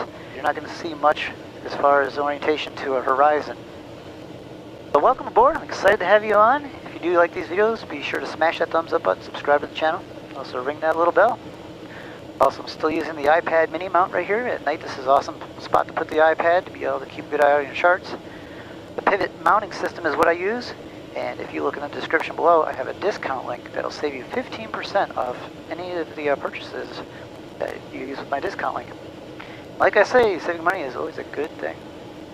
Like our flight controls. I don't know if you're going to be able to see them out the window, but for incorrect. Got the front window, got a nice taxiway here with the big yellow line. That's what we're following, with the blue taxi lights at the edge. And I believe the modified tower that did black flight log. And we've been given right up to 15,000 feet, which is our cruise altitude. So here we are, we're lined up on center line. We're going to ease the power here. Takeoff power is set. Well, temperature pressure is all good in the green. And we're just holding our center line with our rudder pedals. Winds are right out of the east, right down the runway here. Looking for our rotation speed. And there it is. Pull back on the yoke. Up in the sky we go, tap the brakes. We're out of usable runway. Gear selected up. There's the terminals all off the right wing down there. The passenger terminals when you fly commercially in here. Now we're going to start our left turn to 360. Now as you can see, we do see some lights of the Key West area right here, but just past that, there's going to be nothing out our windows. 1 Tango Bravo, contact Navy departure, good night. Over departure, 1 Tango Bravo, have a good night. Go flaps up, yaw damper on, and over to departure frequency we go. US departure, number 851 Tango Bravo, 1000, climbing to 15,000 on the 360 heading. CBM 851 Tango Bravo, Key West departure. Radar contact 2 miles north, international northbound, climbing out of 1,000 feet. Climb maintain 1-2000, and you can proceed direct to Carnu. Roger, it'll climb maintain to 1-2000, direct to Carnu, number 851 Tango Bravo. Alright, so direct... Hello. Somebody that follows along, thanks for following along. So direct enter to Carnu. I'm still hand flying it. Saw you had your feet up in the back of your plane in Tallahassee. Oh, yeah, thanks for following along. Yeah, you saw my Instagram post from earlier today. If you guys don't follow me on Instagram, it's all in the description below. So right now, as you can see pretty much out the windows, there is nothing out the front anymore. It's all pitch black. I'm still hand flying it, basically just going off all my instruments. And this is where it gets tricky. Even though it's VFR conditions right here, if you're not an IFR rated pilot, you're going to be pretty much in a world of hurt, because this is pretty dangerous, because you have no horizon out these windows. So we're going to pitch back to about 140 knots. Going to pitch the nose of the airplane up, get the airspeed back, and then we'll put the autopilot on and climb in IES mode. Autopilots do relieve a lot of the workload. 51 Tango Bravo, going to be overflown by a Convair. Currently at 6 o'clock, about 6 miles, level at 13,000. To fly on. If you do look down here at the iPad, there we are, blinking away as we took off our little breadcrumb trail as we left that little green line. That's our glide advisor. Bridge Trek Carnu. Right here. Trek 2. There's our new line, and look, there's a big storm moving through. Coming at us right now. We should be good. We're going to beat it in. Starting to go through a little cloud layer here. You can look at the front window, you'll see the landing lights hitting the clouds. So it's kind of a cool sensation. If you look off the wing, you'll see the The landing light, the strobe lights, and clouds. Previous call traffic is no factor. Now you can contact Miami Center. Pretty cool, right? Feels like something out of Star Wars. TBM 851 Tango Bravo, same thing, sir. Previous call traffic is no factor. You can continue that climb up to 15,000 and contact Miami Center 133.5. 33.5, and we'll continue the climb to 15,000, 851 Tango Bravo. Have a good day. Blinking away in the clouds, we'll go to Miami Center. Miami, good evening, Navarre, 851 Tango Bravo, 11,300, climb to 15,000.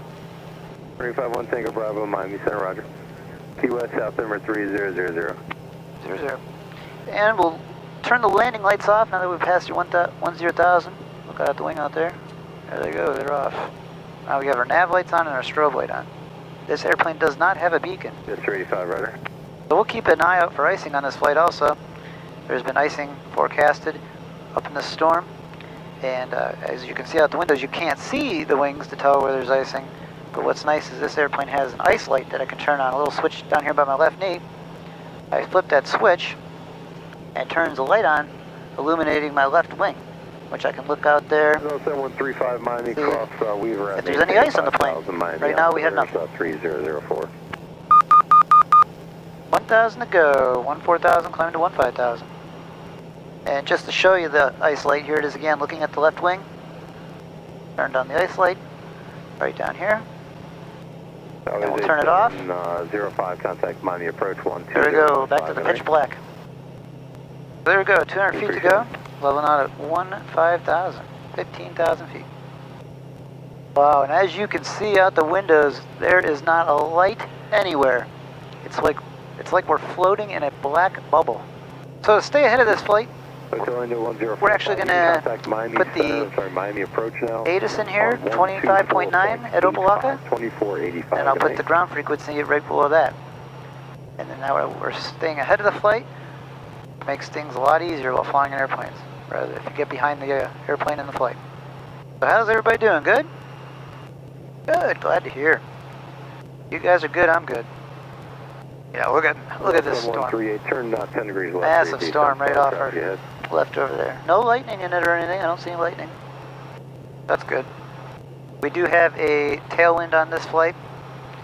We have a 56 knot wind coming off our quartering left side, pushing us along.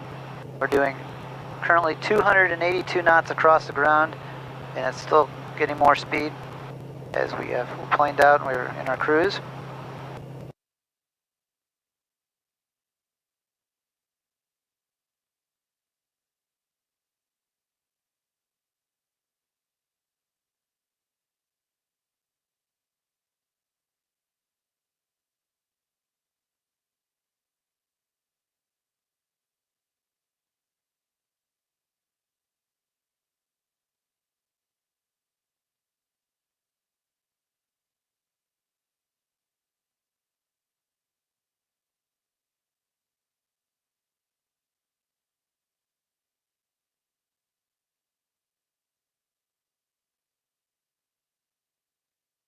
Keeping the inertial separator on this flight.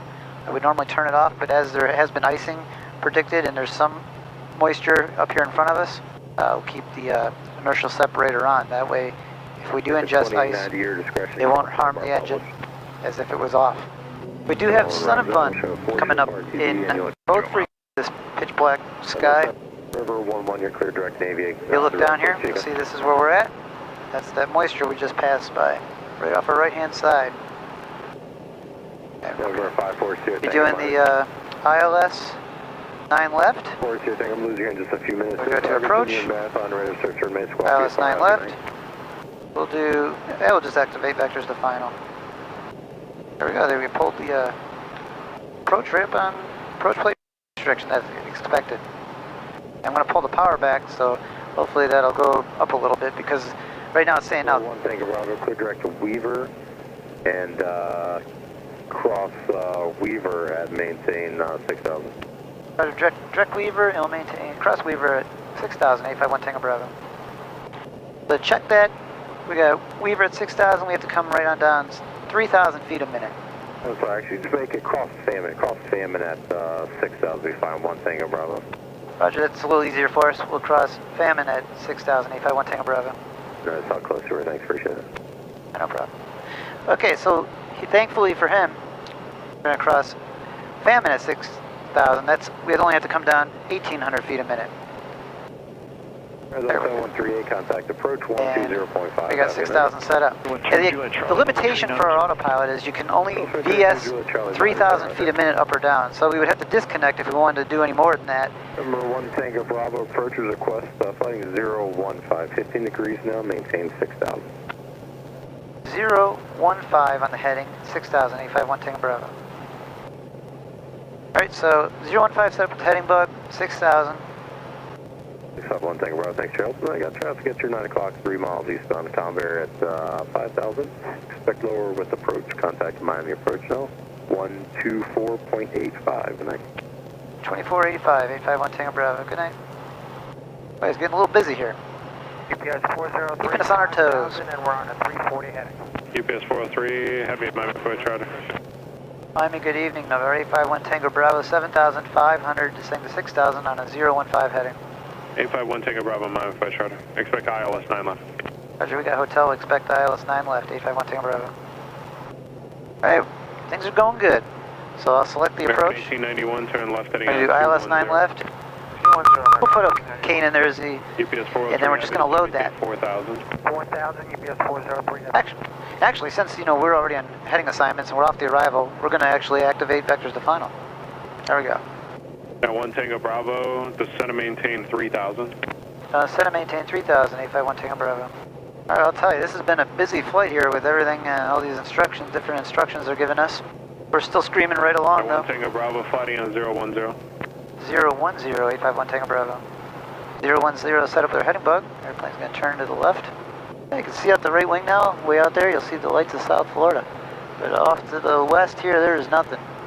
Go out over the middle of the Florida Everglades. We're at a 5,000, descending to 3,000. When you're out here over the middle of the Everglades in this pitch black, you definitely want to make sure you have the correct altimeter setting, because you can't see the ground, and then when you're coming down 1,500 feet a minute, you would slam right into that ground faster than you could see it if you didn't have that correct altimeter setting in. So we're all set up. We're going to intercept the glide slope over Sasbo at 1,600 feet, and we can go right on down to 258 feet. 1 Tango Bravo, Connect approach 128.6, good day. 28.6, 851 Tango Bravo. Miami, good evening. Number 851 Tango Bravo, 4,000, descending to 3,000 on a 010 heading with hotel. Number 851 Tango Bravo, roger, descend and maintain 2,000. Descend and maintain 2,000, and we just want to make sure we have the request for the ILS 9 left, please. Thanks. Yes, sir, you can expect that. Roger, expect the ILS 9 left, 851 Tango Bravo.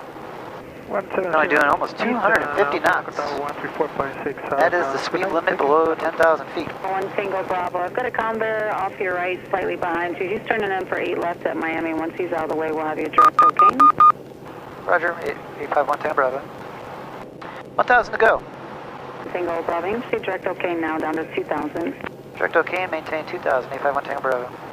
So now that we're direct okay, the airplane's going to turn over there to the right. We're leveling out at 2,000 feet.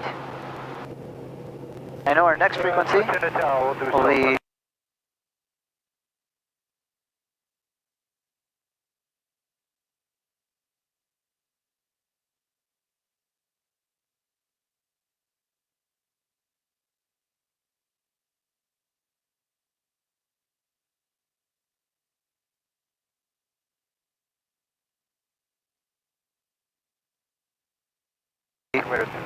Opelika Tower. We'll put that in there just to stay ahead once again. Stay ahead. The window's too much because Number 9 Tango uniform. You wanted to stay low. That would really suck to get blinded by the first notch of flaps in. It's not just fun and games. You can fly a laser. I need to go over the top of Fort Lauderdale.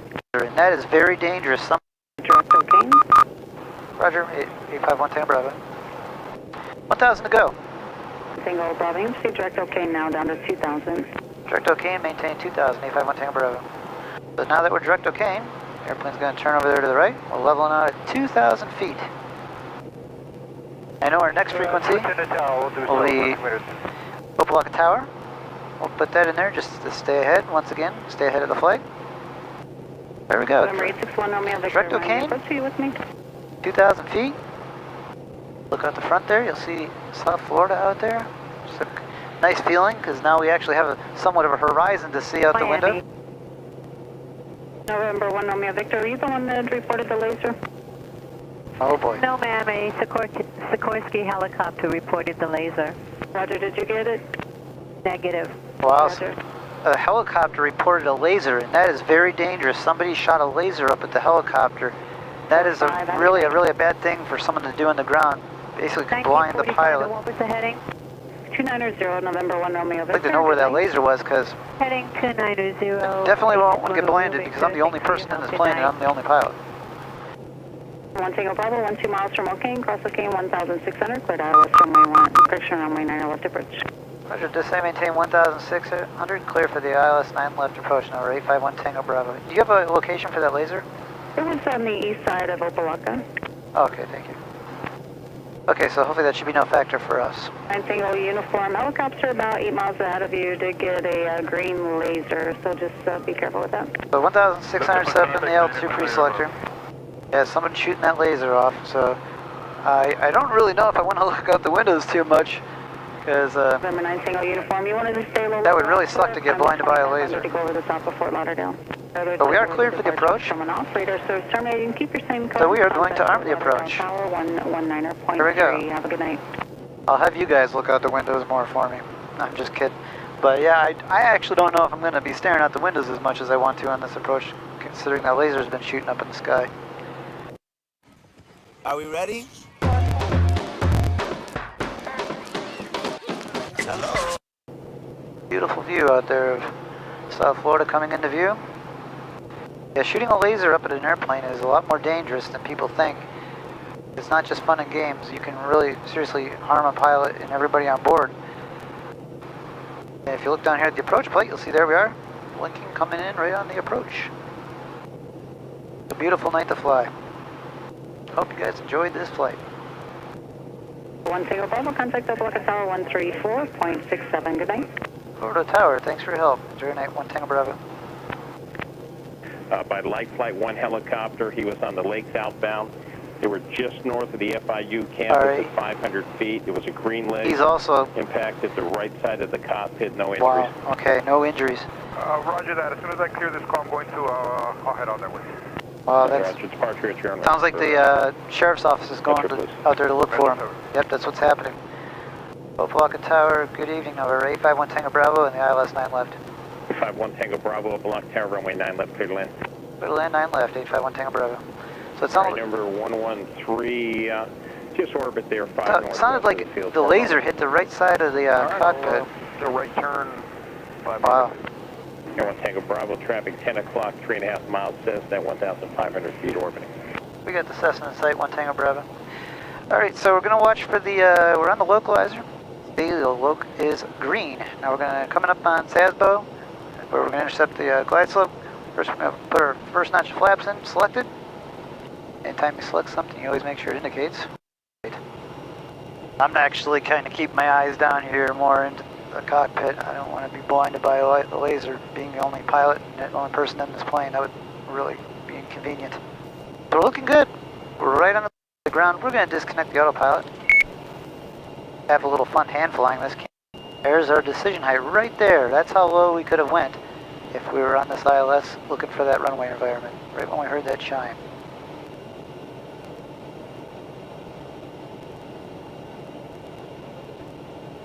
Still anticipating a crazy laser or something hitting me, but I think we'll be alright. Alright, we're going to start to ease the power back. There we go, we're going to go into the flare. There we go, nice and smooth, center line. Go back into beta.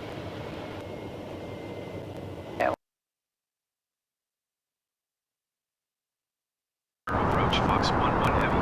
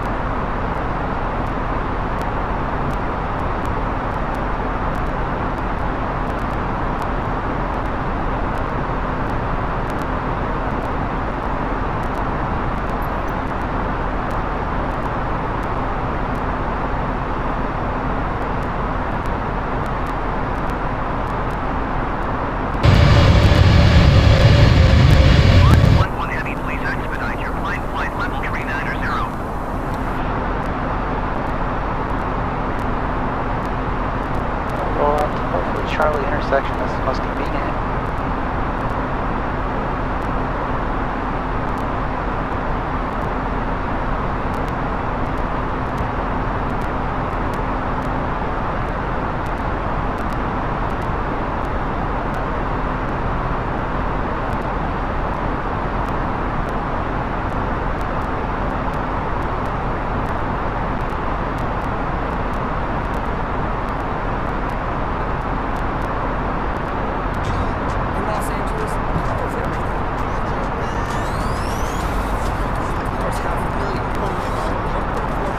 Welcome, my name is Hazard, and today you're going to go for a flight in this T6.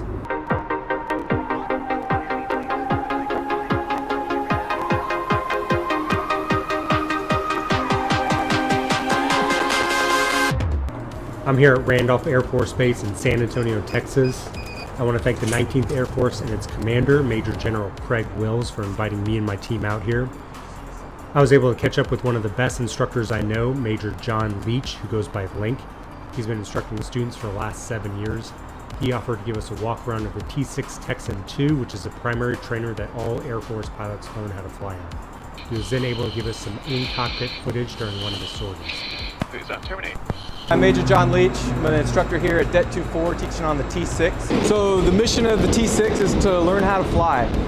You'll get students that have no flight hours. You get students that already have their private pilot's license or maybe even have been flying for the airline. But at some point, military aviation diverts or starts to become something that civilian aviation is not. And in that, you do a lot of formation training. A lot of students that come through here don't have a lot of formation experience.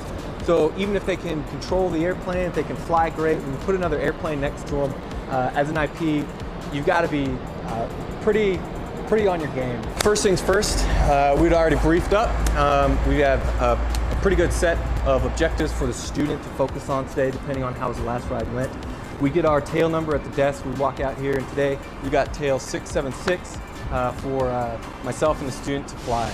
So we walk out here, we'll either both go through the walk around and the forms together, or I'll expect the student to be able to handle much of the pilot stuff in this T6 here. So first things first, what we do is we kind of look to make sure that everything looks the way that it's supposed to. Is there any foreign objects that are floating around? Are there any big switches, such as the ignition switch or things like that, on, and maybe they shouldn't be? And then after that, we'll start kind of testing some systems. So the first thing we look at is to make sure it's called the PCL, but that's the throttle forward, all the way forward and back. We'll go through and make sure the switches are all where they're supposed to be.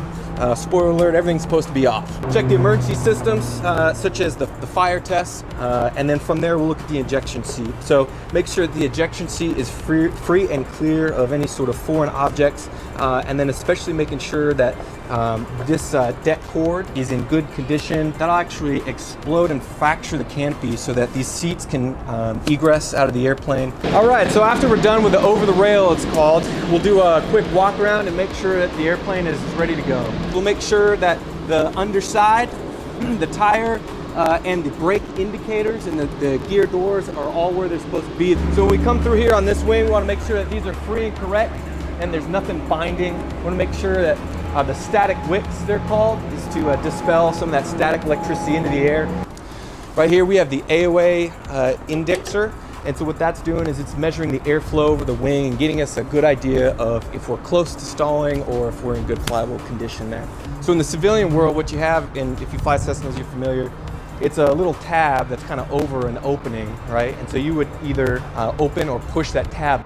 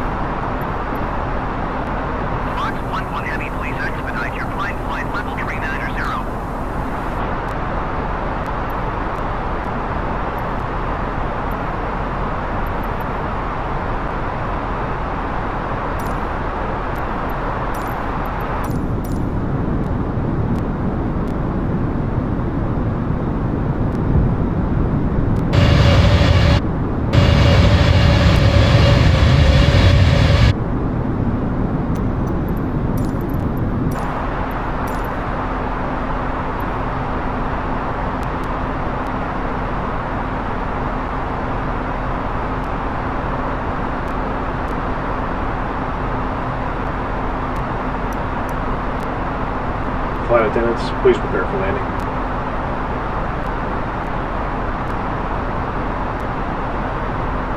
Fox 1-1 Heavy, please expedite your climb flight level 390.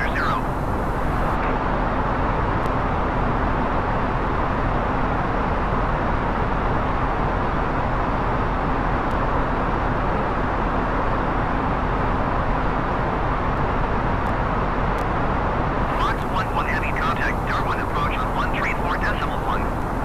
Good day. 134.1 for Fox 1-1 Heavy.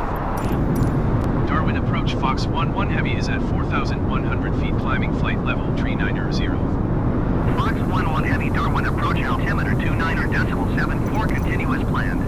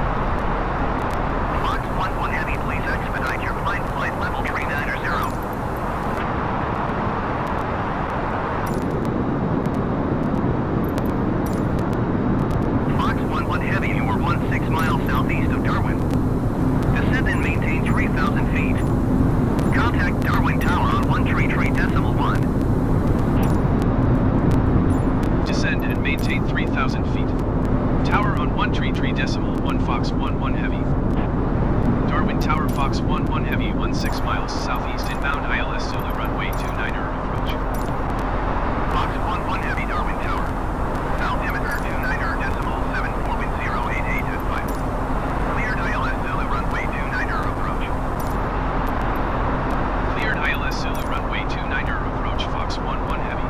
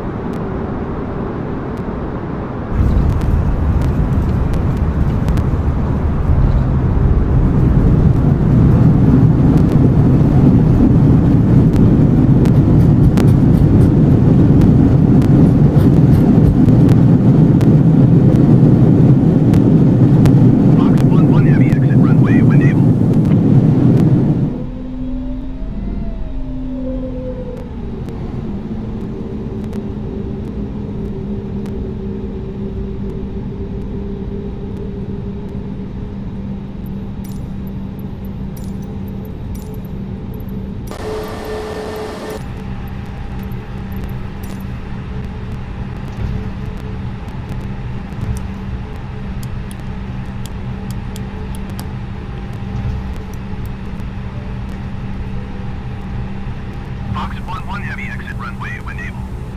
Fox 1-1 Heavy, contact ground on 121.8. 121.8 for Fox 1-1 Heavy.